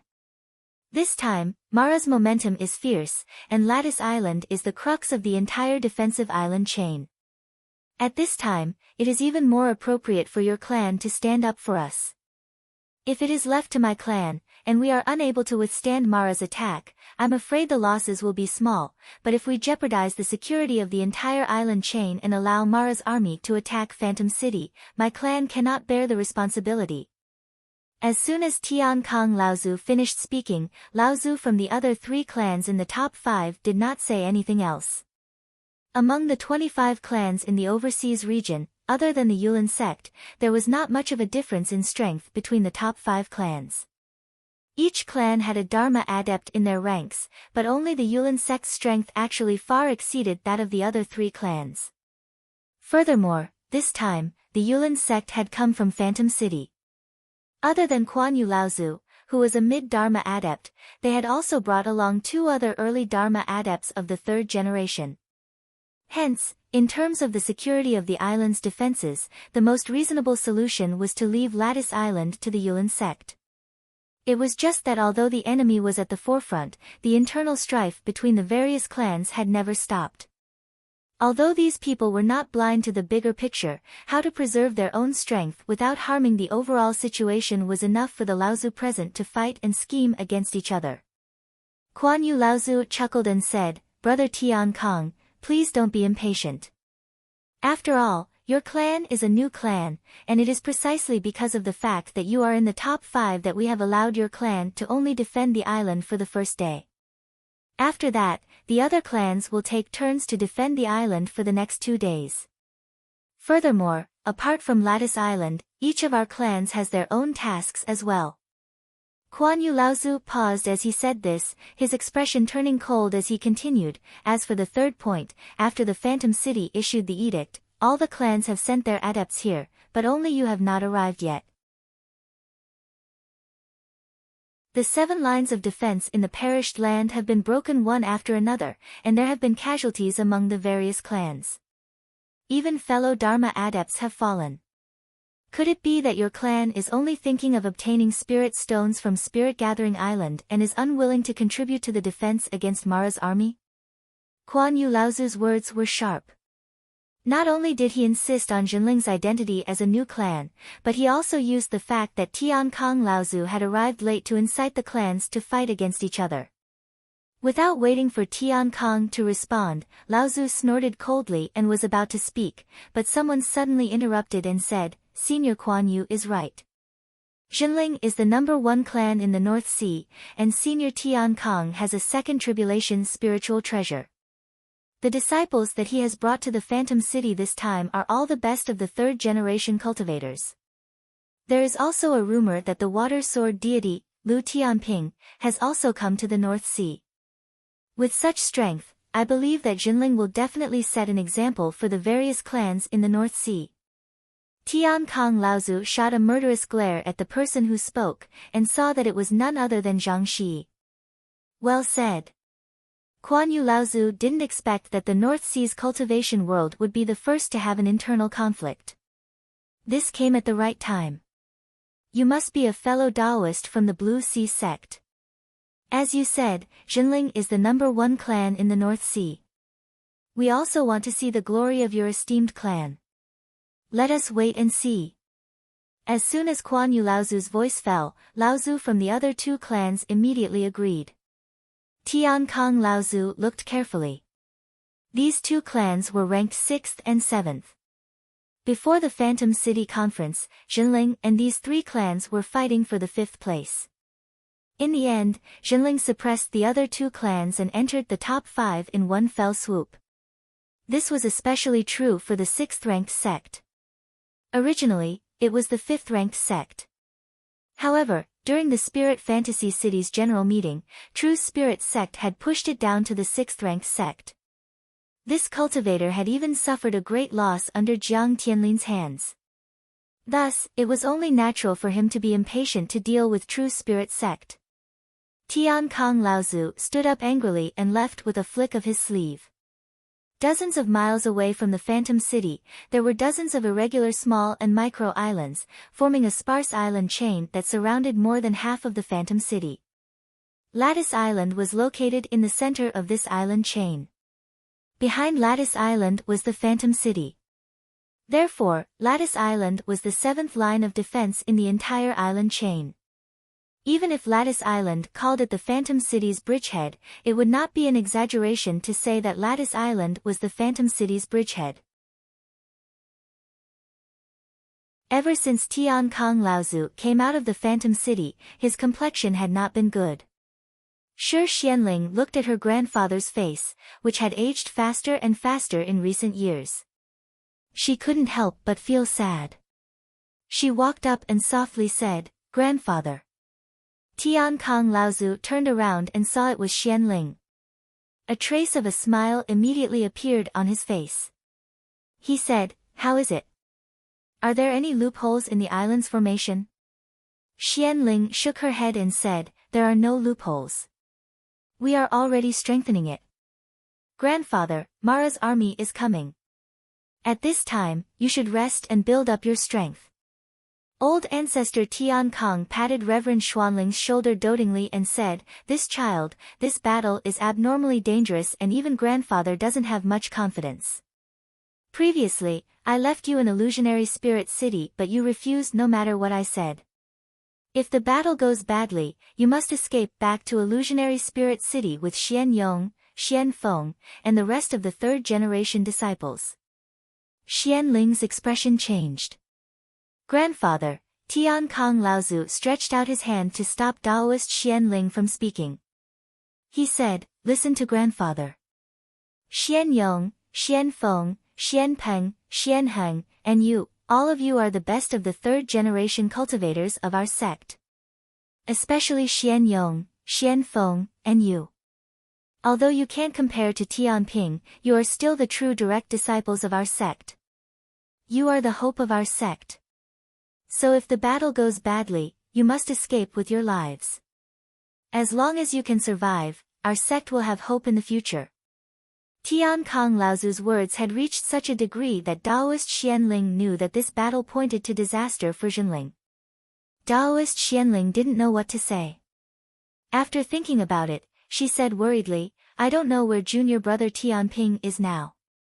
If he helps you, grandfather, I think you can definitely defend Grid Island. At this time, I heard that the evil Luo army is in the perished secret realm and is wantonly hunting the cultivators who escape from the 6 lines of defense. I don't know if he can escape the siege. A hint of worry flashed across elder ancestor Tian Kang's face, but he immediately smiled and said, that brat should be fine. As long as he doesn't stupidly walk into Devil Luo's trap, or if Azura-level Devil Luo makes a move, ordinary Jade Shura won't be able to do anything to him. Because Lu Ping and his people were too big of a target, they had to be careful along the way, so they slowed down a lot. Even so, they still encountered Mara patrolling the sea several times. Fortunately, Lu Ping's command was good, and they killed all the Mara. They also saved more than 10 human and demon cultivators from Mara. They also encountered a Dharma demon cultivator who was being chased by 2 blood demons. Because of Lu Ping's will, he and Rongqing Laozu sneaked up to the front of the battle and suddenly attacked. Together with the Dharma demon cultivator, they killed one of the Shuras, and the other one escaped with serious injuries. At this time, Lu Ping and his people finally arrived at a barren reef only 300 miles away from Phantom City after half a day. At this time, Mara's army had already advanced to the 7th line of defense. The humans and demons had joined forces to fight on the 7th line of defense.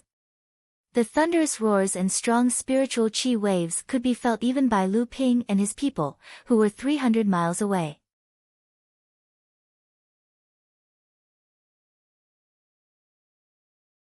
Chapter 1027. There are more and more Mara patrolling the area. Hiding here is not a solution. If we don't think of a way to get to Phantom City, sooner or later we will be discovered by Mara and killed. The person who spoke was an early Dharma adept dressed in red. This was the Wind Luan adept, Feng Xinglie, who had been rescued by Lu Ping and Rongqing Laozu. Lu Ping nodded and turned to Rongqing Laozu. Senior, what do you think? Rongqing Laozu said, it will not be easy to break through the Mara's encirclement. Furthermore, even if we manage to break through the Mara's army from behind, if the adepts guarding the 7th line of defense do not let us in, we will be completely abandoned. Rongqing Laozu's thoughts were the same as Lu Ping's. Lu Ping believed that if they rushed in recklessly, the adepts guarding the 7th line of defense would most likely not let them in, unless they had someone who was very familiar with them. If that happened, they might even be blamed. Lu Ping's expression changed as he looked at everyone and said, I will go in and take a look myself. The attack on the 7th line of defense had reached its climax from the very beginning. The huge Mara army did not use the low-level Mara as the vanguard to attack at the beginning to wear down the strength of the human and demon allied forces. Instead, they gathered a large amount of blood from the very beginning. The Mara directly attacked the protective spells of each island, forcing the Dharma adepts of both the human and demon races to come out and fight. Even the Jade Shura joined in the attack. Among all the islands, the most intense battle was on Lattice Island, which was the most prominent line of defense in the entire island chain. The first Mara army to attack Lattice Island was a Jade Shura, leading hundreds of Mara of different sizes. Tiankong Laozu fought with the mountain-splitting axe, delaying the Jade Shura's attack, while the Jinling adepts relied on the protective spells of Lattice Island to fend off the attacks of hundreds of Mara. On a small island on the northwest side of the island chain, Guanyu Laozu of the Yulin sect and a third-generation Dharma adept led the disciples to easily fend off the attacks of a group of Mara. At the beginning, the island where the Yulin sect was located was surrounded by hundreds of Mara led by a blood Shura. Guanyu Laozu didn't even need to do anything himself, as a third-generation Dharma adept was able to rely on the island's protective spells to temporarily fend off the attacks of the blood Shura. A beam of light snuck into the island from behind. Guanyu Laozu seemed to already know who it was, as he asked without turning his head, "What's the situation on Lattice Island?" The person who had come was another early Dharma adept from the Yulin sect. He said, "The situation is very bad. From the beginning, the sects have suffered heavy casualties. No one expected that the Blood Mara and even the Jade Shura would directly avoid the Dharma adepts of the sects and attack the protective spells of the island from the very beginning." Guanyu Laozu's face darkened, and he said, "What about Phantom City? What are the reactions of the major sects and the three major demon tribes?" Phantom City's adepts have been mobilized frequently, and they have been strengthening their defenses. But according to my observations, I'm afraid they won't be sending reinforcements in the near future. The Dharma adept could not help but say, "Elder, the major sects are obviously conserving their strength and using us as cannon fodder. With the true strength of our sect, if we were also a major sect, we wouldn't be at the mercy of these people." Guanyu Laozu's expression was uncertain, and he said, "I understand what you mean. Yes, after this battle in Phantom City, it's time to show our fangs to the world of practitioners." Guanyu Laozu paused, and said, "Oh yes, how's the situation on Lattice Island?" The adept laughed sinisterly, and said, "Very bad, but the second tribulation spiritual treasure in Laozu's hands is really powerful, and it can actually block the attack of the Jade Shura. But the number of low-level Mara attacking Lattice Island has been increasing. It looks like the Mara's army is very clear about the importance of Lattice Island's position. It's all thanks to you pushing Jinling out, or else our sect would not have been able to survive without a single casualty." At this time, on an island in the northeast, Dongyun Laozu was sweating profusely as he said to Zhang Shi, "It's a good thing you came to the East Sea in time. Otherwise, it would not have been easy for the old man to block the Mara's attack. I'm afraid there would have been many more casualties among our disciples." Zhang Shi smiled faintly and said, "The most important thing now is that we have to pretend to resist the attack of the Devil Luo army with all our strength. We can't let Phantom City see that our sect still has strength to spare, and we can't let the attention of the Devil Luo army shift to our sect. This is also the reason why I was unwilling to besiege the blood demon outside the island with martial uncle." Dongyun Laozu's expression changed, and he said, "Are you saying that the Mara's army still has strength to spare, and that their attack might increase?" Zhang Shi smiled bitterly and said, "I'm afraid so. But don't worry, martial uncle. Although the sects of Phantom City have bad intentions, they won't go too far. They won't let the seventh line of defense be easily broken. They will still come to our rescue at the critical moment. Now it depends on how long we can resist." Dongyun Laozu was also helpless, but then he asked, "If Mara sends more troops, will he increase the attack on us?" Zhang Shi hesitated for a moment and said, "It's not impossible. But with the cooperation of me and martial uncle, even if another blood demon comes, we can easily resist it. But if Mara sends more troops, the first thing he will deal with is not us, but—" Dongyun Laozu followed Zhang Shi's gaze, and the two of them laughed coldly in a low voice at the same time. On the Lattice Island, Xian Yong used a fire elemental divine art to incinerate the 5 little and little evil Luos who were attacking the island's protective formation. Then, he turned around and said, "Senior brother Xian Peng, how is the modification of the formation going? When can we use the mother-child traction formation?" Xian Pengjinren was lying on the formation board of the island's protection formation. He was sweating, but he didn't dare to wipe it off. He focused all his energy on the small knife that was used to carve the formation. He didn't even lift his head when he heard Xian Pengjinren's question and said, "It's almost done." Spiritual Master Xian Su's face was as gloomy as water. After Patriarch Heavenly Peace went out to stall Jade Shura, the defense of the entire Grid Island was handed over to him. Spiritual Master Xian Su was very worried. Xian Yong and the rest might not be clear about Patriarch Heavenly Peace's situation, but Spiritual Master Xian Su knew very well that Patriarch Heavenly Peace's lifespan was reaching its end. Every time he fought with all his might, it might consume Patriarch Heavenly Peace's lifespan, which was already running out. Xian Su Jinren could feel that, after fighting the Jade Shura on the Nameless Island, Tian Kong Laozu had aged a lot. Dong! Dong! Dong! Suddenly, the heavy sound of drums came from the back of the Devil Luo army. The Devil Luo reinforcements had arrived once again. Not only Zhenling's sect, but also the 25 medium-sized sects and demon clans on the island chain that were defending at this time, all had a change of expression on their faces. Perhaps it was because Tian Kong Laozu was able to block the Jade Shura's attack, even though it was a second disaster treasure. Or perhaps it was because Mara's army had realized the importance of Grid Island. When they saw that the Jade Shura had been stopped, and that it wouldn't be able to defeat Tian Kong Laozu in a short amount of time, 2 more Blood Shuras came from Mara's army to help the Jade Shura. They wanted to kill Tian Kong Laozu. This time, even Xian Su Jinren couldn't stay calm. He didn't care if the spell formation was successful or not, so he rushed out of Grid Island with Xian Ling, Xian Yong, and Xian Feng.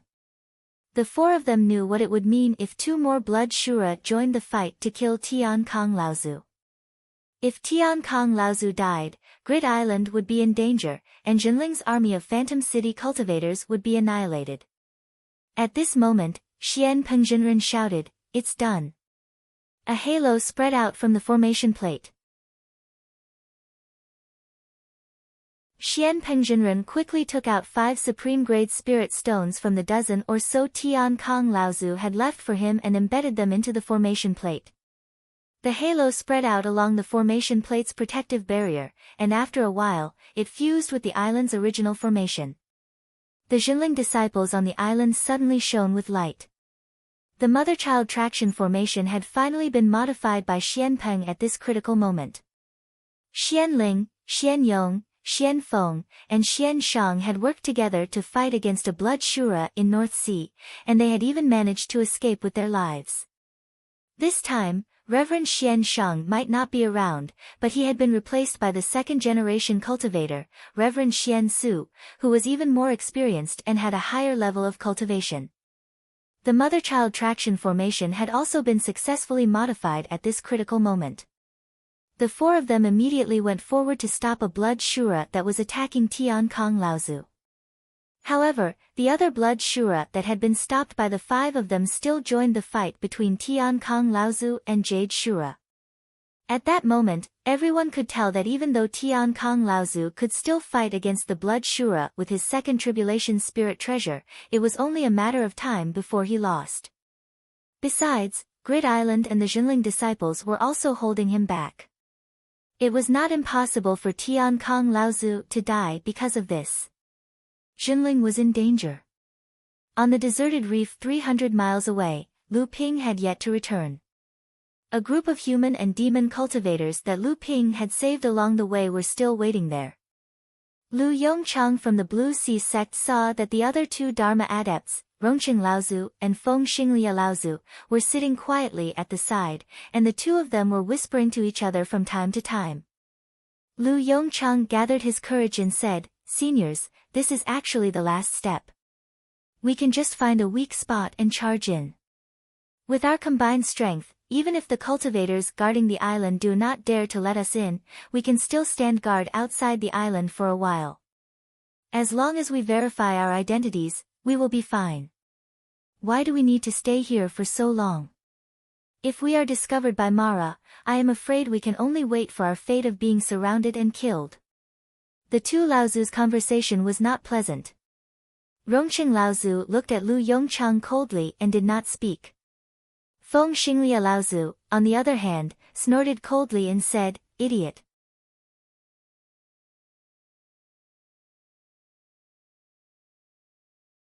Chapter 1028. Feng Xinglia and Laozu's "idiot" made Lu Yongchang's face turn purple. After Feng Xinglia finished cursing, he didn't say anything else, leaving Lu Yongchang there. He didn't know if he should advance or retreat, so he gritted his teeth and said, "Right now, the majority of us still have our strength. It is completely possible for us to fight. I don't know why everyone trusts Lu Tianping so much. When the time comes, we will just charge behind him. He can decide where to charge and how to charge. Isn't this the same as putting our lives in his hands?" Lu Yongchang said what he was thinking in one breath. He took 2 deep breaths and saw that many people on the desolate reef had hesitant expressions. Joy flashed in his eyes. Most cultivators were cold. Apart from their own sect and those close to them, they rarely trusted others. Moreover, this was a matter of life and death. They couldn't help but feel disloyal. He had forgotten who saved these people's lives along the way. If it wasn't for Lu Ping, an alchemy grandmaster, how could most of them recover their strength to protect themselves in such a short time? The two Laozu didn't say anything, but Nye Xing couldn't help but say, "Brother Lu, how can you do this? Our lives were all saved by fellow Taoist Tianping, so he absolutely has no reason to harm us." Nye Xing and Lu Yongchang had fought together before, so although he was unhappy with Lu Yongchang's words, he didn't reprimand him. Meanwhile, Ancestor Rongqing spoke indifferently from the side. "Not to mention that our lives were saved by fellow Taoist Tianping, even if he has selfish motives, we should still do our best to help him and repay him for saving our lives. Not to mention that if fellow Taoist Tianping's divine perception didn't far exceed an ordinary person's, how could we have been able to avoid Mo Luo's pursuit time and time again? We would have probably been encircled and annihilated a long time ago. If we really talk about it, then every single one of us owes him countless lives." Lu Yongchang was just short of being scolded for being ungrateful. However, at this moment, he decided to throw caution to the wind and said, "We've fought many battles along the way. If it wasn't for our help, how could we have won?" Feng Xinglia Laozu was furious and scolded, "You bastard, Lu Daoyu helped us several times. If it wasn't for our safety, with Lu Daoyu's ability, he would have arrived at Phantom City before Mara's army attacked the 7th defense line. He wouldn't have been slandered by you." Rongqing Laozu looked at the rest of the core forging cultivators behind him and then said to Lu Yongchang, "Fine, since you only talk about benefits and benefits, the old man will also be a villain for once. Otherwise, someone will be bewitched by you and still be able to speak with justice." After Rongqing Laozu said this, a few cultivators behind Lu Yongchang couldn't help but lower their heads. Rongqing Laozu didn't expose them and said, "Right now, Mara's army has gathered at the 7th defense line. Behind us, Mara's army is still rushing over. It is impossible to turn back. The only way to survive is to move forward. Everyone knows this, but I don't know if you have thought about it. If we want to charge into Phantom City, we can only rely on fellow Taoist Tianping's powerful divine sense to get as close to Mara's army as possible without being discovered. Only then can we guarantee the success of the surprise attack and the survival of our fellow Taoists. If we don't have fellow Taoist Tianping's guidance, we can only be a group of headless flies flying everywhere. Sooner or later, we will be killed by Mara. Do you understand what the old man is saying?" As soon as Rongqing Laozu said this, a voice suddenly sounded on the desolate reef, "Thank you, fellow Taoist Rongqing. However, I'm afraid that even if fellow Taoists say that I am being selfish, I can't care too much about it." Lu Ping's sudden appearance on the desolate reef surprised even Rongqing Laozu and Feng Xinglia. Even the two of them weren't aware of Lu Ping's appearance in advance. His control over space was far beyond their reach. Lu Ping glanced at Lu Yongchang. Lu Yongchang's heart was beating wildly, but he had to force himself to calm down. Fortunately, at this time, Lu Ping didn't want to complicate matters. Instead, he said, the battle between Mara and the human and demon clans has already reached its climax. When I went to investigate, I discovered that there are a few battlefields on the islands. It's not that there are no opportunities for us to take advantage of. However, I always feel that there might be a trap set by Mara's army. Rongqing Laozu and Feng Xinglie looked at each other. Feng Xinglie said directly, fellow Taoist Tianping, if you have something to say, just say it. Lu Ping nodded and said, although we have been cautious along the way, there were several times when we had to fight with Mara in order to rescue our fellow Taoists who were besieged. Although we tried our best to kill him, there were inevitably some who slipped through the net. After that, although Mara's patrols on the surface of the sea became more frequent, it was only because we were near the 7th line of defense that he increased his patrols. He didn't specifically search and encircle us. Rongqing Laozu's eyelids twitched. He said, fellow Taoist Tianping, are you saying that Mara had already noticed us long ago, but he deliberately ignored us? He calculated that we would eventually go to Phantom City, so he set a trap in the battlefield and waited for us to jump into it? Seeing Lu Ping nod, the cultivators were in an uproar. Lu Yongchang raised his head and wanted to say something, but he calmed down in the end. He discovered that Lu Ping didn't panic. It seemed that he had a backup plan. Seeing that Lu Ping was calm, he wasn't the only one. Rongqing Laozu said, fellow Taoist Tianping, do you have a way to solve this? Lu Ping nodded and said, I can't say that it's a solution. It's all risky. However, there is one method that has a higher chance of success. Of course, if there are any fellow Taoists who suspect my intentions, you don't have to participate in this operation. When Lu Ping said, of course, he coldly glanced at Lu Yongchang. Everyone knew who Lu Ping was talking about. Lu Yongchang's forehead was covered in cold sweat. He felt that he was about to be abandoned by everyone. Feng Xinglie said loudly, fellow Taoist Tianping, just say it. Which method is it? Lu Ping looked at everyone's gaze and revealed a trace of mockery. He said, sneak attack the back of Mara who is attacking Grid Island. What? Many people were shocked at first.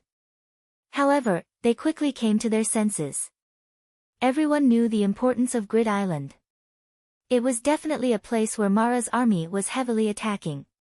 However, it was because of this that Mara concluded that the human and demonic cultivators would not dare to attack this place.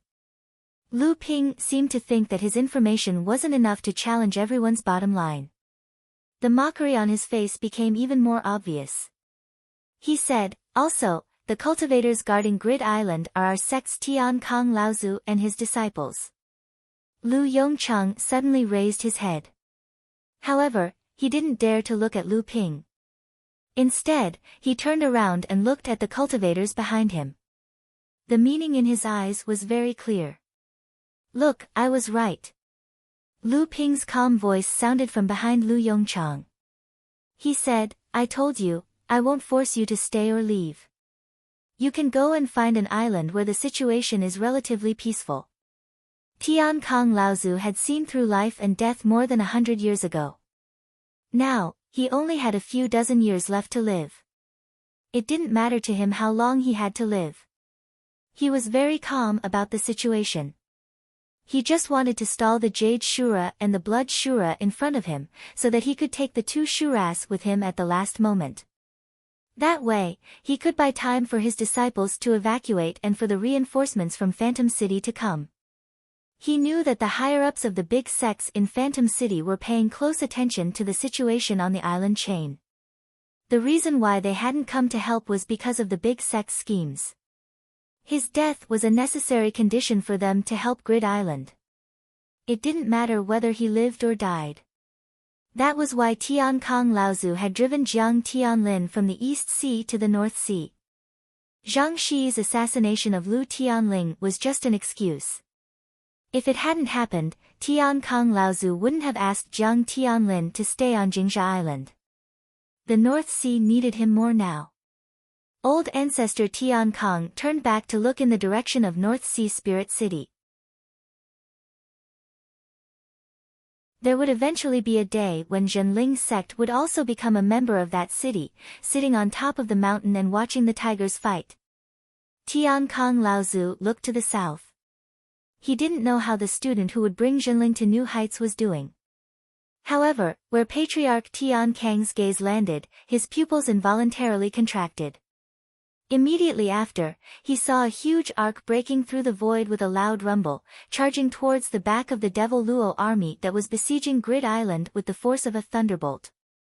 Dozens of magic treasures shot out from the huge arc, and the flashing brilliance of the magic treasures almost illuminated half the sky, dazzling the eyes of the Devil Luo who had turned around to face the battle in a hurry.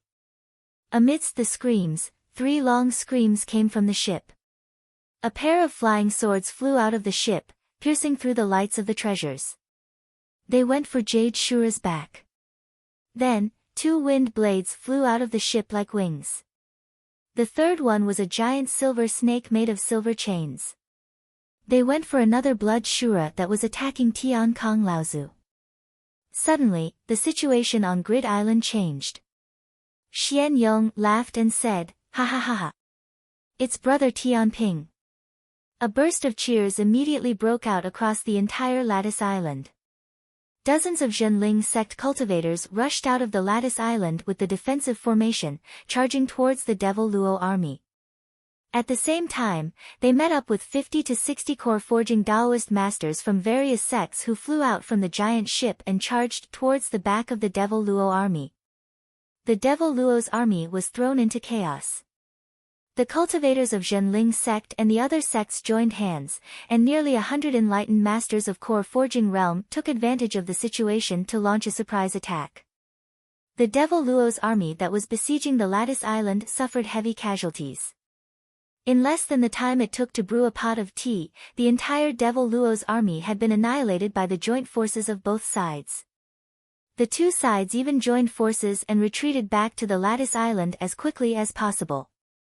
It was only at this moment that the angry roars of Mara could be faintly heard from the surface of the sea that was several hundred miles away from both sides. They had already discovered the great changes on Lattice Island, but it was too far away for them to do anything.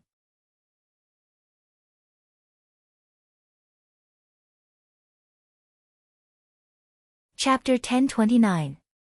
Old ancestor Tian Kong had the mountain-splitting battle-axe in his hands. Even though that Jade Azura was stronger than old ancestor Tian Kong, there was still a limit to how strong she was. Otherwise, that Jade Azura wouldn't have been unable to gain any advantage from old ancestor Tian Kong after half a day of effort. However, after the 2 blood Azuras rushed over as reinforcements, the pressure on old ancestor Tian Kong increased tremendously all of a sudden. Even though spiritual master Xian Su and the rest tried their best to hold back one of the blood Azuras, under the pincer attack of the Jade Azuras and the other blood Azuras, even though old ancestor Tian Kang's 5th Earth Golden Body Great Divine Art had already advanced to the level of Supreme Divine Art limitlessly, his golden body still cracked and he was only left with the power to defend. Seeing the Jade Shura and the Blood Shura working harder, the old man in front of them was going to die from exhaustion, even if he wasn't killed.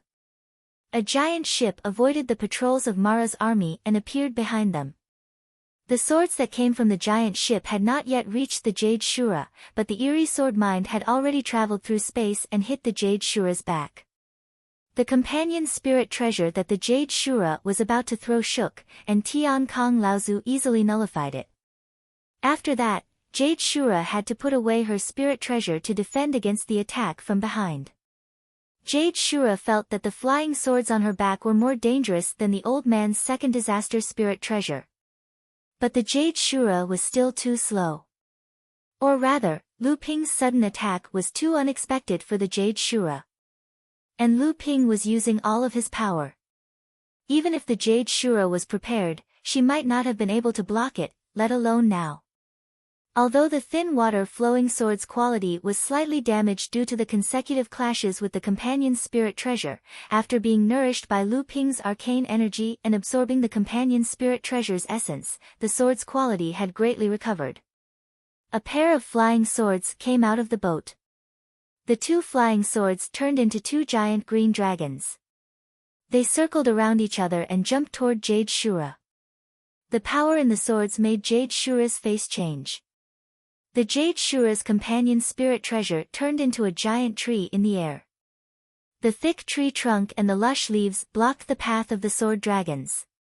Countless vines shot out from the top of the tree. They danced in the air and tried to wrap around the sword dragons. Every part of the two sword dragons' bodies could shoot out peerless sword intent. The vines that wrapped around them were shattered layer by layer. However, even more branches and vines shot out from the huge trees. It was as if they were weaving a huge net in the sky, continuously neutralizing the power of the two sword dragons. At this moment, a huge axe fell from the sky, chopping the branches and vines along the way into pieces. The remaining force didn't stop and directly chopped into the towering tree. Almost half of the huge tree crown was chopped off, like the umbrella cover of an umbrella that was suddenly broken, becoming a sieve that leaked rain.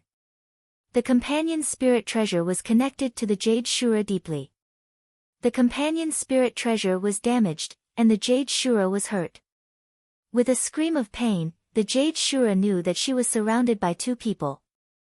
She couldn't fight them, and there were no reinforcements nearby. So, the Jade Shura decided to run. Lu Ping jumped out of the ship. He knew what the Jade Shura was planning from midair. He coldly said, "You want to run? That depends on how good you are." Suddenly, a monstrous flood surged up around the two giant flood dragons. A multicolored pearl was flickering above the flood, as if it was attracting the two giant flood dragons that were playing in the flood. The two dragons saw the five-colored pearl, and they jumped toward it. As they rolled, the flood rose. It was like they were going to break everything in their way. The flood toppled the giant tree in the air, and they were headed for the Jade Shura. East River Sword Skill. The East River Sword Skill wasn't Lu Ping's natural god power. It was a skill that Lu Ping had practiced at the bottom of Sacred Lake. He had mastered it after he traveled the Yulon River, and it could become an ultimate god sword skill. It was a brand new East River sword skill. After Lu Ping formed this sword technique, he didn't condense any incantation charms or even form his own innate skill. Instead, he engraved it on an origin time bead and fused it with the origin time bead to multiply its power. Its power had long surpassed the original, North Sea Wave Listening Art, Great River Flows East. At that moment, Jade Shura was already unable to attend to anything else under Lu Ping's sneak attack and Patriarch Tian Kang's pincer attack. When she saw the two floodwaters rising up and flipping over her accompanying spirit treasure, her expression became even more flustered. She hurriedly put away her accompanying spirit treasure and wanted to escape. Yet before she could turn around, Patriarch Heavenly Peace's mountain-splitting battleaxe cleaved down on her chest again. Jade Shura had no choice but to use her already damaged companion's spirit treasure to take it head-on. She didn't expect Patriarch Heavenly Peace to execute a natal Great Divine Art, Magnetism Vajra technique. This natal Great Divine Art was originally a basic Great Divine Art when one cultivated Fifth Earth Golden Body secrets to a Supreme Divine Art. When this divine art was executed at full force, it could increase the weight of everything within a radius of 100 yards by 100 times. Within a radius of 500 yards, it would increase by 50 times, and within a radius of 300 yards, it would increase by 10 times. Although the Jade Shura's spirit treasure was able to block the full power of the mountain-splitting axe, her body was still under the pressure of the magnetism Vajra. She had to use a lot of power to move forward. In that moment, the sword skill flood behind Jade Shura had arrived. It was coming down on Jade Shura's face. When Jade Shura emerged from the flood again, her body looked like it had been shaved off. She had shrunk a lot. Then, the second wave came, and Jade Shura's body shrank again. This happened a few times, and Jade Shura was killed by Lu Ping's great river flows east. She was killed in a way worse than death by 1,000 cuts. Just as the Jade Shura was about to escape, the Blood Shura, who had been caught up by Rongqing Laozu and Feng Xinglie, turned into a water light and tried to escape. Feng Xinglie shouted, "Where do you think you're going?" The two knives that looked like wings were in his hands. He waved them, and his whole body flew out. When he stopped, he was in front of the Blood Shura. Feng Xinglie was a blue phoenix, and the blue phoenix was a wind phoenix. He was very good at flying.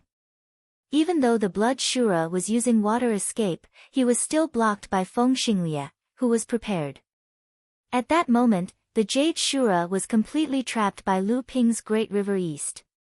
She was washed away by the sword skill flood. Tian Kong Laozu saw that the Jade Shura was going to die, so he turned around and slashed the mountain-splitting axe at the Blood Shura that Feng Xinglie had stopped. Blood Shura was shocked. He howled and tried to block the mountain-splitting axe with his life-bound spiritual treasure, but it was cut in half by the axe. Blood Shura took the opportunity to escape again, but he did not expect a silver chain to come from behind and wrap around Blood Shura's neck. Feng Xinglie's flying daggers swung, and Blood Shura's head flew high into the air. He was dead. The three of them turned around to attack the Blood Shura that Master Xian Su and the others were fighting, but the Blood Shura was already gone. At that moment, the hundreds of Shuras outside of Lattice Island had been killed by the surviving practitioners that Jinling and Lu Ping had brought. After the practitioners broke through to Lattice Island, they took the opportunity to counterattack. The remaining Mara's morale was low. The practitioners attacked Lattice Island again, and the Mara retreated. When the Jade Shura, the Blood Shura, and the Dharma Laozu were fighting in the sky, the rest of the Mara army began to flee. The practitioners attacked again, and another third of the Mara army was killed. In the end, only a third of the Mara army managed to escape. At that moment, Tian Kong Laozu, Lu Ping, and the others saw a few beams of light rising from the east and west of the sea, flying towards them. Behind these eye-catching beams of light, there was a group of smaller lights rising up, following them from afar. Old Ancestor Heavenly Peace gave a loud shout and said, "All cultivators, quickly return to defend, the Devil Luo army is pouncing over again." All of the cultivators who were in high spirits from killing were so shocked by Old Ancestor Tian Kang's shout that their ears were buzzing. Only then did they come back to their senses and hurriedly flew back to Lattice Island. Tian Kong Laozu said to Lu Ping, "Kid, the spirit recovering pill, the best." Lu Ping chuckled and without saying a word, he took out 3 spirit recovering pills refined with the flesh of the spirit monster Peach and gave one each to Tian Kong, Rongcheng, and Feng Xinglie. Tian Kong Laozu didn't even look at them and directly swallowed the spirit recovering pill, seizing the time to recover the true essence he lost in the fierce battle. Rongcheng and Feng Xinglie already knew that Lu Ping was an alchemy grandmaster, so the spirit recovering pills in his hands would certainly be extraordinary. At this time, the battle was not over, so the two did not delay. After thanking Lu Ping, they carefully stored the spirit recovering pills away, preparing to use them at a critical moment. Tian Kong Laozu cupped his hands towards Rongcheng and Feng Xinglie and said, "Many thanks for your help this time." "Jinling, Tian Kong thanks you here." The two repeatedly said they didn't dare and said that their lives were saved by Lu Ping, so it was only natural for them to help. Lu Ping saw that Tian Kong Laozu's situation wasn't too good, so he said, "Martial uncle, although Mara has temporarily retreated, he will soon regroup to attack again. Why don't we return to the island first? At this time, the strength of Lattice Island has greatly increased, but we still need to temporarily adjust ourselves before we can display our full combat power." Old Ancestor Tian Kong took a look at the traveling light in the horizon and reckoned that it would only take the time to brew a cup of tea before Mo Luo, who had rushed over as reinforcements, launched another attack. Therefore, he nodded his head and said, "That works too."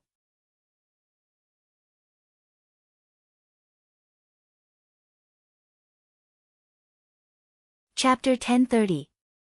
The arrival of the 4 Dharma adepts on Lattice Island caused the hundreds of core forging adepts on the island to cheer. The Zhenling disciples cheered for defeating Mara's army, for Lu Ping's timely assistance, and for bringing such a large force with him. The adepts who had been rescued by Lu Ping from the fallen secret territory were also cheering. They had finally broken through Mara's encirclement and arrived at Phantom Island. Although this was not Phantom Island, it was still a territory controlled by both the human and demon races. Of course, there were also those who were cheering for the hundreds of Mara they had killed, including a Jade Shura and a Blood Shura who had fallen at the hands of the 4 Dharma adepts.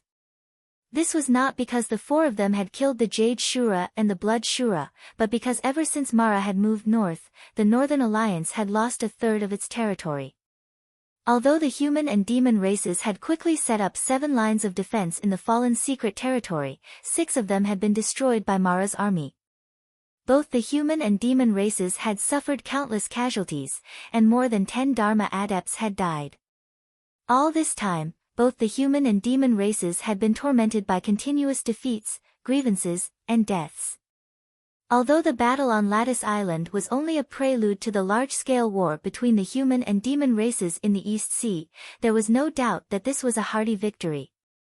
That was right, it was a victory. At this time, not only the adepts on Lattice Island, but also the human and demon adepts who had gathered in the fallen secret territory desperately needed a victory. The cheers were short-lived. Everyone knew that there would be a tough battle ahead, and that the previous victory might lead to an even crazier revenge from Mara's army. Therefore, Tiankong Laozu used the inner yuan in his body to refine Lu Ping's spirit peach spirit-restoring elixir. At the same time, he began to temporarily regroup the adepts of the various sects, striving to consolidate their combat power in the shortest possible time. Lattice Island also had many things to deal with in between battles. Soon, Taoist Master Xianpeng ran over from the island's protective array disc and said, "Martial Granduncle, do you still have any supreme-grade spirit stones on you?" Tiankong Laozu was stunned, and he said, "What? You used it up so quickly?" Taoist Master Xianpeng shook his head and said, "It's not all used up, but it's almost done. I'm afraid that the upcoming battle will be even more intense. Moreover, there are so many cultivators. Once we have to leave the island to fight, the consumption of the mother and child traction formation will definitely increase greatly. Moreover, after being attacked by Mara for such a long time, there are many places in the formation that need to be repaired. The consumption of spirit stones will be even greater." Naturally, the mother-child traction array was an excellent tool. Although the Zhenling cultivators had been in a precarious situation several times since the start of the war, they had not suffered too many casualties. This was all because the mother-child traction array could provide a portion of its power through the island's protective array to the cultivators within a certain range of the array, forming a protective magic shield around them. It was also because of this that the mother-child traction array's array disk naturally consumed far more spirit stones than other large arrays. Tiankong Laozu touched his storage device awkwardly and took out 3 supreme-grade spirit stones from it. He threw them into Taoist Master Xianpeng's hand and said angrily, "I only have these 3. Use them sparingly. If you really can't do it, use the superior-grade spirit stones." When Lu Ping saw this, he chuckled and took out 10 supreme-grade spirit stones from his storage device. He said, "Senior brother Xianpeng, if there are any left, remember to return them." Taoist Master Xianpeng patted his head and said, "How could I forget you, treasure boy? No, there aren't many superior-grade spirit stones left. Give me 500 first." Lu Ping had no choice but to take out another storage bag and throw it to him. Rongqing Laozu and Feng Xinglie also saw this and gave generously. Tiankong Laozu and Lu Ping naturally dissuaded them. In the end, the 2 of them each took out 5 supreme-grade spirit stones and gave them to Taoist Master Xianpeng. They did not give any superior-grade spirit stones, but this was already enough to make Taoist Master Xianpeng happy. When Rongqing Laozu saw that Taoist master Xian Peng was about to leave, he quickly said, "I just saw that your sect's disciple was able to draw the power of the array when he left the island for the war. This kind of method is really unheard of. Can I also go and observe?" Lu Ping exclaimed, "Oh, I almost forgot, Senior Rongqing is also a formation master. When the time comes, I will still need Senior's help. I think the restoration of the array will be twice the result with half the effort." The mother and child traction array was a secret technique created by Taoist master Xian Chen. In the entire Zhenling, only a few formation masters were taught by Taoist master Xian Chen. This kind of secret technique naturally could not be learned by just observing it. So, Lu Ping and the others were naturally very relieved. When Taoist master Xian Peng heard that Rongqing Laozu was actually a formation master, he was immediately overjoyed. He quickly led Rongqing Laozu to the place where the array plate was. At the same time, he also asked Rongqing Laozu for some advice. For Taoist master Xian Peng, this was a rare opportunity. Several rays of light flashed outside the island. Lu Ping, Tian Kong, and Feng Xinglie once again gathered together. Only Rongqing Laozu appeared to be repairing and modifying the array with Taoist master Xian Peng. For Taoist master Xian Peng, this was a rare opportunity. But right now, Lu Ping and the others were not in the mood to celebrate the improvement of the island's protective array. Instead, they looked at the 5 figures that had appeared in the sky outside the island with a serious expression. Lattice Island, which had been a little noisy, suddenly quieted down. There were 2 jade shuras and 2 blood shuras. One of them was the one that had escaped earlier, and there was also a blood demon. This formation shocked Lu Ping and the others. Perhaps this was what Mara had left behind to deal with Rongqing Laozu and the other cultivators who were gathering in the fallen mystery land. Unfortunately, no one had expected Lu Ping and the others to break through from the most unlikely place. They also did not expect Lu Ping's power to be so strong.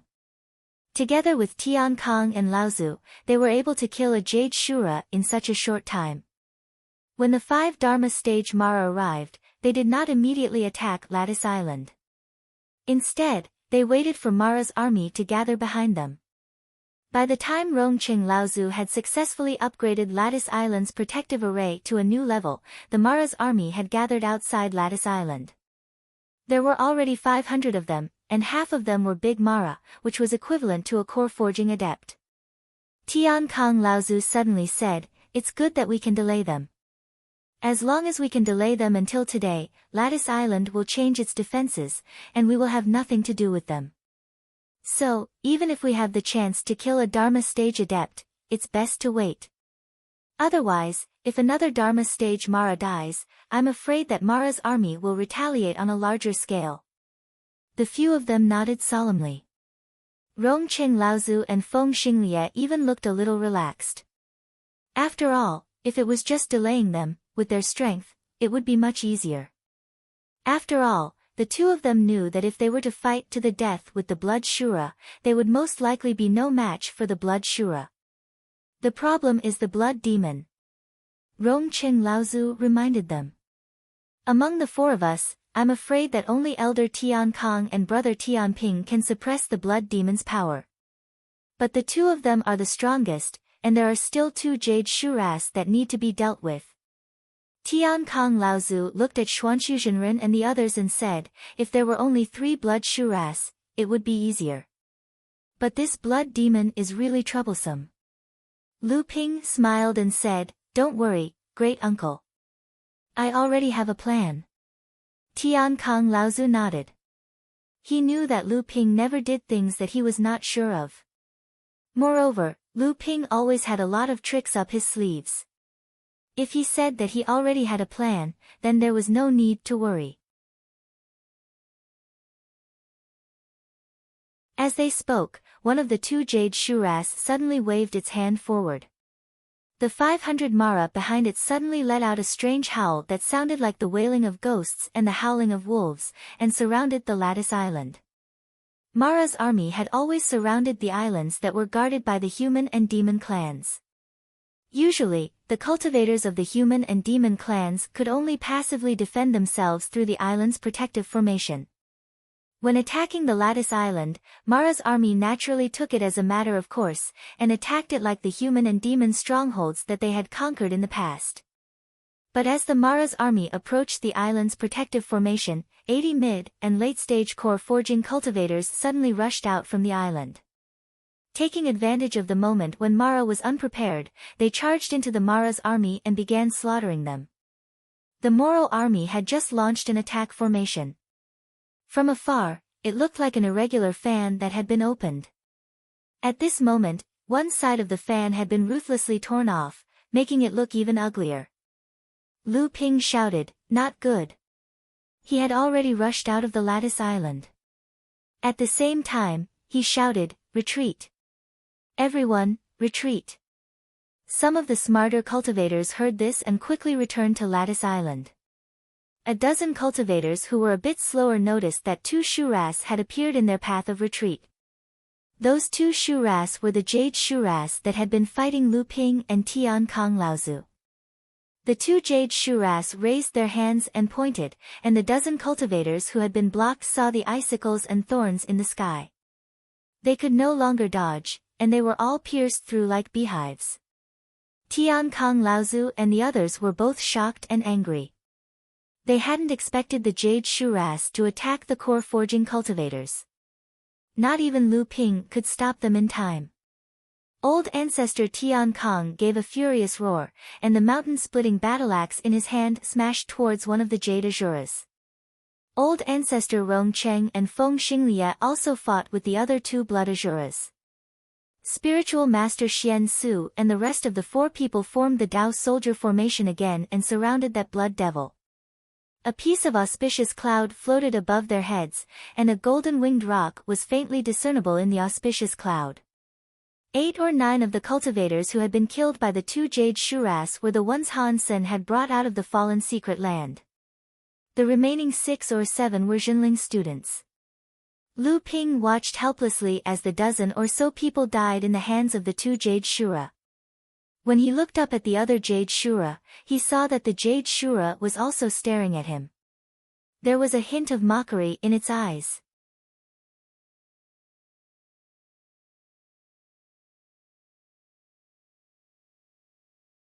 Chapter 1031.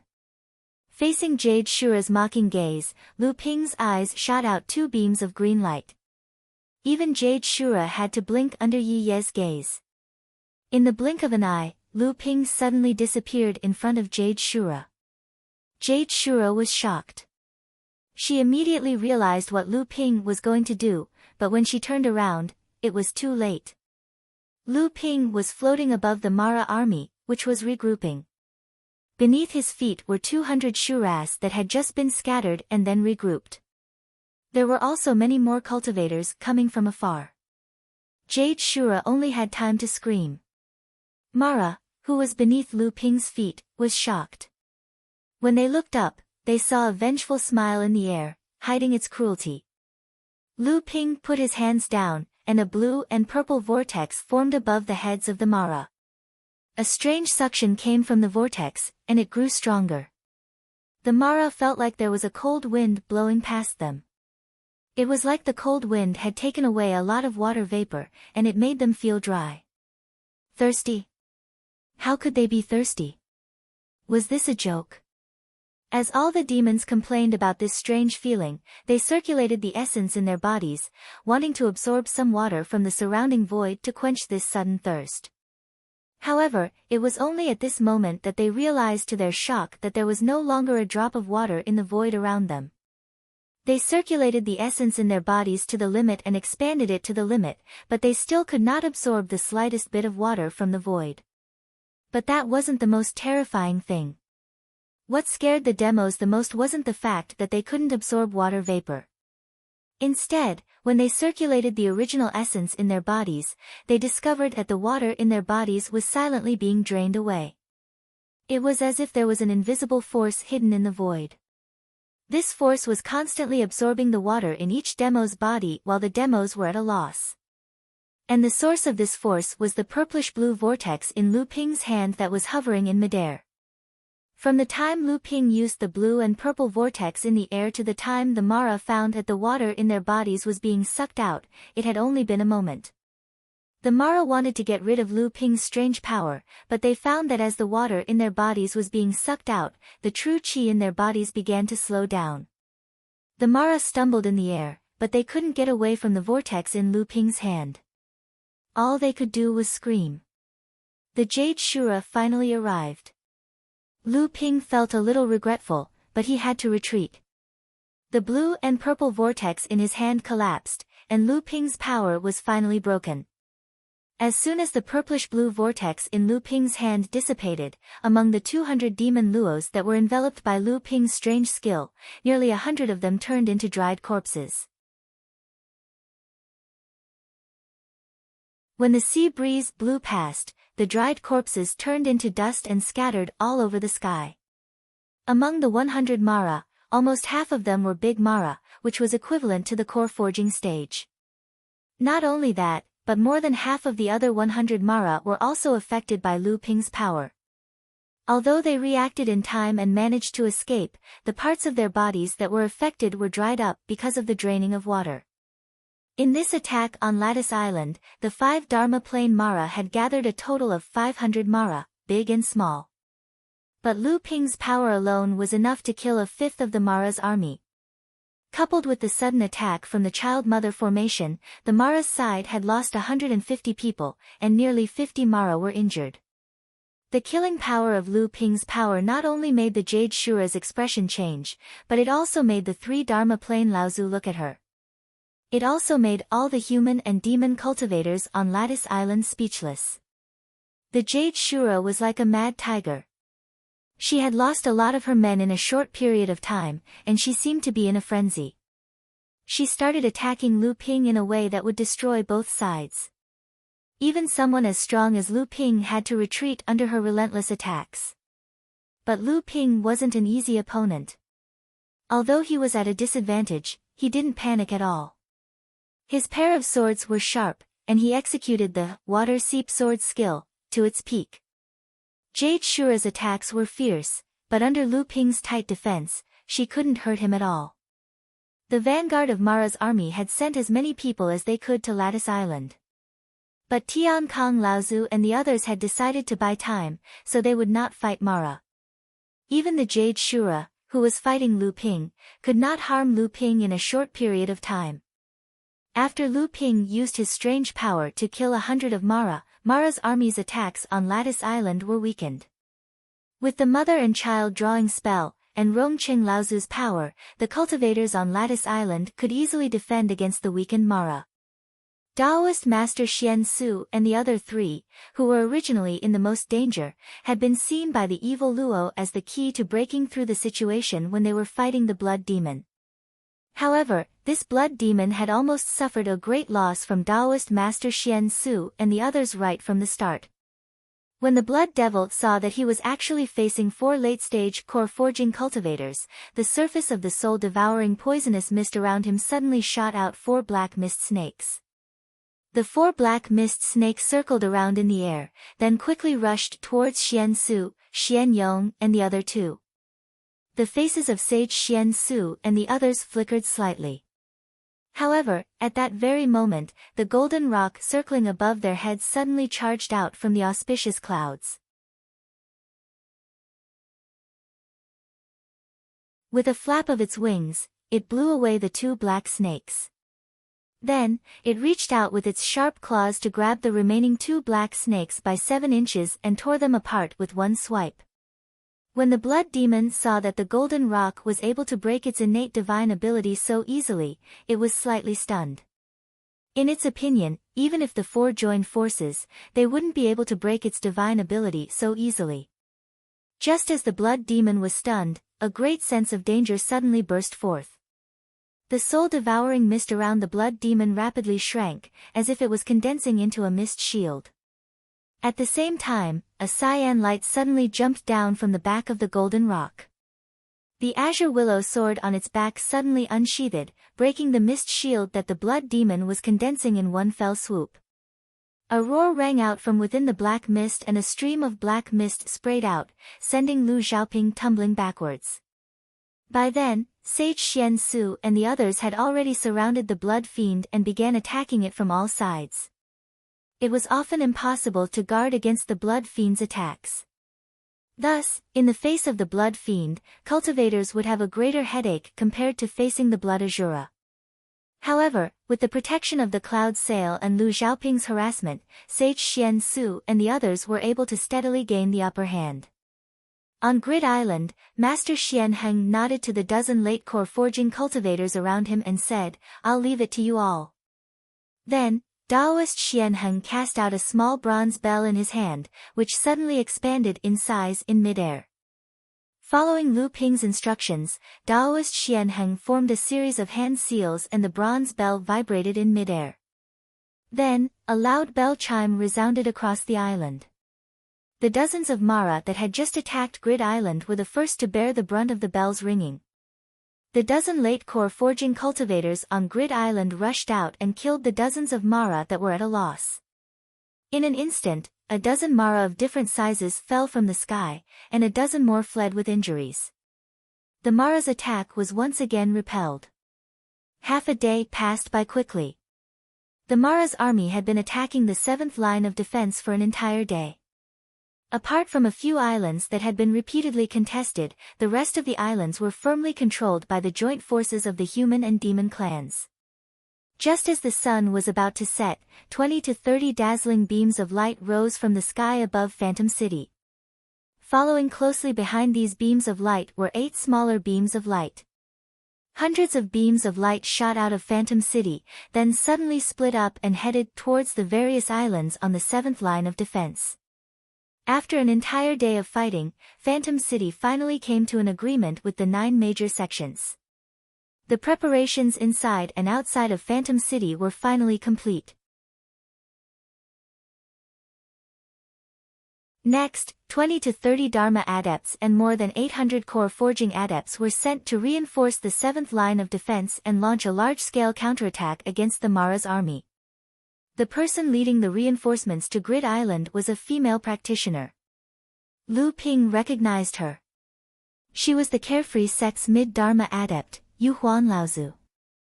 Behind her were 40 core forging adepts, half of whom were female practitioners. They were probably the carefree sect adepts who had followed Yu Huan Laozu to Phantom City. Seeing that another mid-Dharma adept had appeared, the 2 Jade Shura and 2 Blood Shura, who were battling the Dharma adepts on Jinling's side, let out a long howl and simultaneously broke away from their respective opponents and retreated. A jade scepter flew out of Yu Huan Laozu's hand and shot towards the blood demon, who was being attacked by spiritual master Xian Su and Lu Xiaoping, who were a step too slow. The blood demon was terrified and desperately tried to avoid it. Unexpectedly, the jade scepter was a rare treasure. Just as the blood demon dodged, it disappeared into thin air. When it reappeared, it was once again in the sky above the blood demon. The scepter suddenly fell, sinking into the soul-devouring black fog and smashing into the blood demon's head. However, there was no sound at all. The soul-devouring black fog immediately dissipated, and the blood demon's head was bleeding profusely. Lu Xiaoping somersaulted in mid-air and landed on the blood demon's shoulder. With a wave of the 5-inch willow sword in his hand, the blood demon's head flew high into the air. In mid-air, Yu Huan Laozu's surprised voice sounded, and she said, "A doppelganger?" At the same time, on the 2 islands on the northeast and northwest island chains, Kuan Yu Laozu of the Yulin sect and Zhang Shi of the Blue Sea sect, who were guarding the islands, quickly received the news after they chased away Mara, who was attacking their respective islands. What? Lattice Island is safe and sound? Lu Tianping killed his way out and even led a group of cultivators who were scattered in the fallen mystery land to reinforce Lattice Island? What good luck! What? There's a disciple of the Blue Sea sect among this group of adepts? Who is it? Brother Lu Yongchang. He's not dead. That's great. What? he actually helped Jinling defend Lattice Island?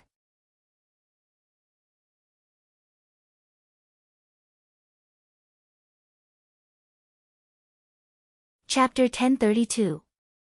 Although Phantom City's counterattack had only managed to temporarily repel Mara's attack, allowing the seventh line of defense to remain firmly in the hands of the cultivators of the human and demon clans, everyone knew that today's fierce battle was only the vanguard of Mara's army. The main force of Mara's army would soon arrive, and that would be the real moment when the two sides faced off. However, Jinling had successfully defended Grid Island. Although they had paid the price of more than 30 core forging cultivators, Jinling's disciples, among them, were only a dozen or so. Overall, the number of casualties was not considered high among the islands guarded by the various sections. However, it was still much smaller than what the various sects had previously estimated for Jinling. After the battle on Grid Island ended, the cultivators of the various sects and demon clans took their leave and returned to their respective sections. Lu Ping and Tian Kong Laozu saw them off one by one. This time, Lu Ping had rescued a total of 40 to 50 cultivators from both the human and demon clans. They were distributed among the various sects and demon clans, and their cultivation levels were not too low. They were the backbone of their respective sects and clans. The return of these cultivators would have a positive impact on Jinling's future status in the cultivation world and the improvement of the environment. This was especially so for Rongqing Laozu and Feng Xingye. Rongqing Laozu was extremely obsessed with the mother-child traction array. When he heard that it was the masterpiece of a formation grandmaster in Jinling, he immediately expressed that he would travel to the North Sea when he had the time and ask perfected Xianchen for advice. At the same time, he also invited Jinling cultivator to Zixia sect in the East Sea as a guest. Feng Xingye opened his mouth and said to Tian Kong Laozu, "I heard that your sect has tried to contact the Fire Phoenix clan several times, but to no avail. The old man has some status in the Wind Phoenix clan and is friends with several Dharma adepts of the Fire Phoenix clan. If your sect doesn't mind, perhaps the old man can contact them on your behalf." Lu Ping had only guessed that Jinling had contact with the Fire Phoenix clan. After all, Lu Ping's Crimson Spirit Fire had been directly used by the Elixir Pavilion. However, Tian Kong Laozu was very clear about this matter and was overjoyed when he heard this. He said, "Thank you, fellow Taoist. If you succeed, you can directly send the news to Jingzha Island in the southwest of the Fallen Mystery Land, or you can hand it over to Lu Ping." Taking advantage of the gap between Mara's attacks, Jinling withdrew from Lattice Island that very night. Kuan Yu Laozu of the Yulin sect followed closely behind Jinling and moved to Lattice Island. The next island Jinling moved to was the miniature island that Yulin sect had previously been stationed on. It was called Singular Star Island. Sage Xian Su had already arrived with his men, and the protective arrays on the island had to be reconstructed and modified as soon as possible. Because of the previous conflict between Jinling and Yulin sect, Jinling and the other practitioners had to be on guard against any hidden dangers that Yulin sect might leave behind when they retreated from Singular Star Island. This was to prevent them from exploding when Mara's army attacked Singular Star Island. At this time, Lu Ping was walking with Tian Kong Laozu on the road out of the Fantasy Spirit Pavilion in Phantom City. Although Phantom City was still bustling with activity at this time, it was not as lively as before. Instead, it was more solemn, and the practitioners who came and went looked like they were in a hurry. So, the reason why our sect fell into such a dangerous situation was because Azure Sea sect took the opportunity to stab us in the back, and Zhang Shi is really here? A murderous intent flashed across Lu Ping's eyes. Old Ancestor Tian Kong said in a low voice, "I know what you mean, it's just that there are so many cultivators coming and going in Illusionary Spirit City now and there are eyes and ears everywhere. Furthermore, Zhang Shi isn't someone who can be killed so easily. If news gets leaked, there will be quite a number of people who want to find trouble with our sect at this critical juncture." Lu Ping nodded and said, "Disciple understands, but I don't know how the casualties of Azure Sea sect are." Tian Kong Laozu said, "I just received news that there are not many casualties. Azure Sea sect lost 5 people, and 3 are seriously injured. Although it is not as serious as our sect, Dong Yun and Zhang Shi are both safe and sound. Azure Sea sect will still be stationed at Glazed Island tomorrow. Xianling sect also lost 11 or 12 people, and Hai Yan sect's situation is similar to Xianling sect's. However, Shuiyan Pavilion seems to have some problems. 2 blood Mara suddenly appeared, and more than 10 of their disciples died. Even Fian Laozu, who is at the mid-Dharma stage, suffered a small loss.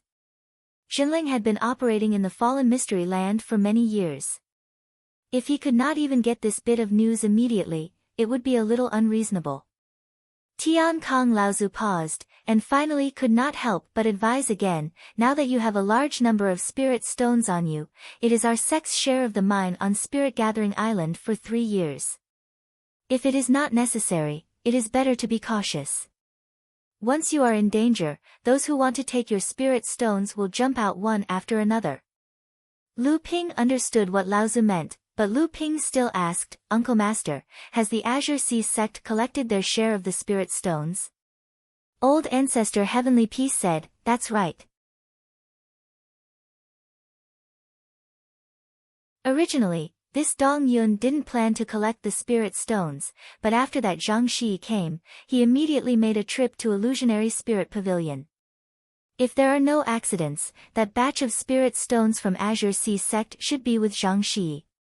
The 25 medium-sized sects in the overseas region could be divided into 5 levels according to their strength, and Jinling's strength was ranked 5th in the first level. Every time they obtained a share of the spirit stones mine on Spirit Gathering Island, they would receive hundreds of top-grade spirit stones, tens of thousands of top-grade spirit stones, and countless low-grade spirit stones. At this point, the 2 of them stopped talking at the same time, looking at the street in the distance, as if they were waiting for someone. After a while, an early Dharma adept hurried in the direction of the 2 of them.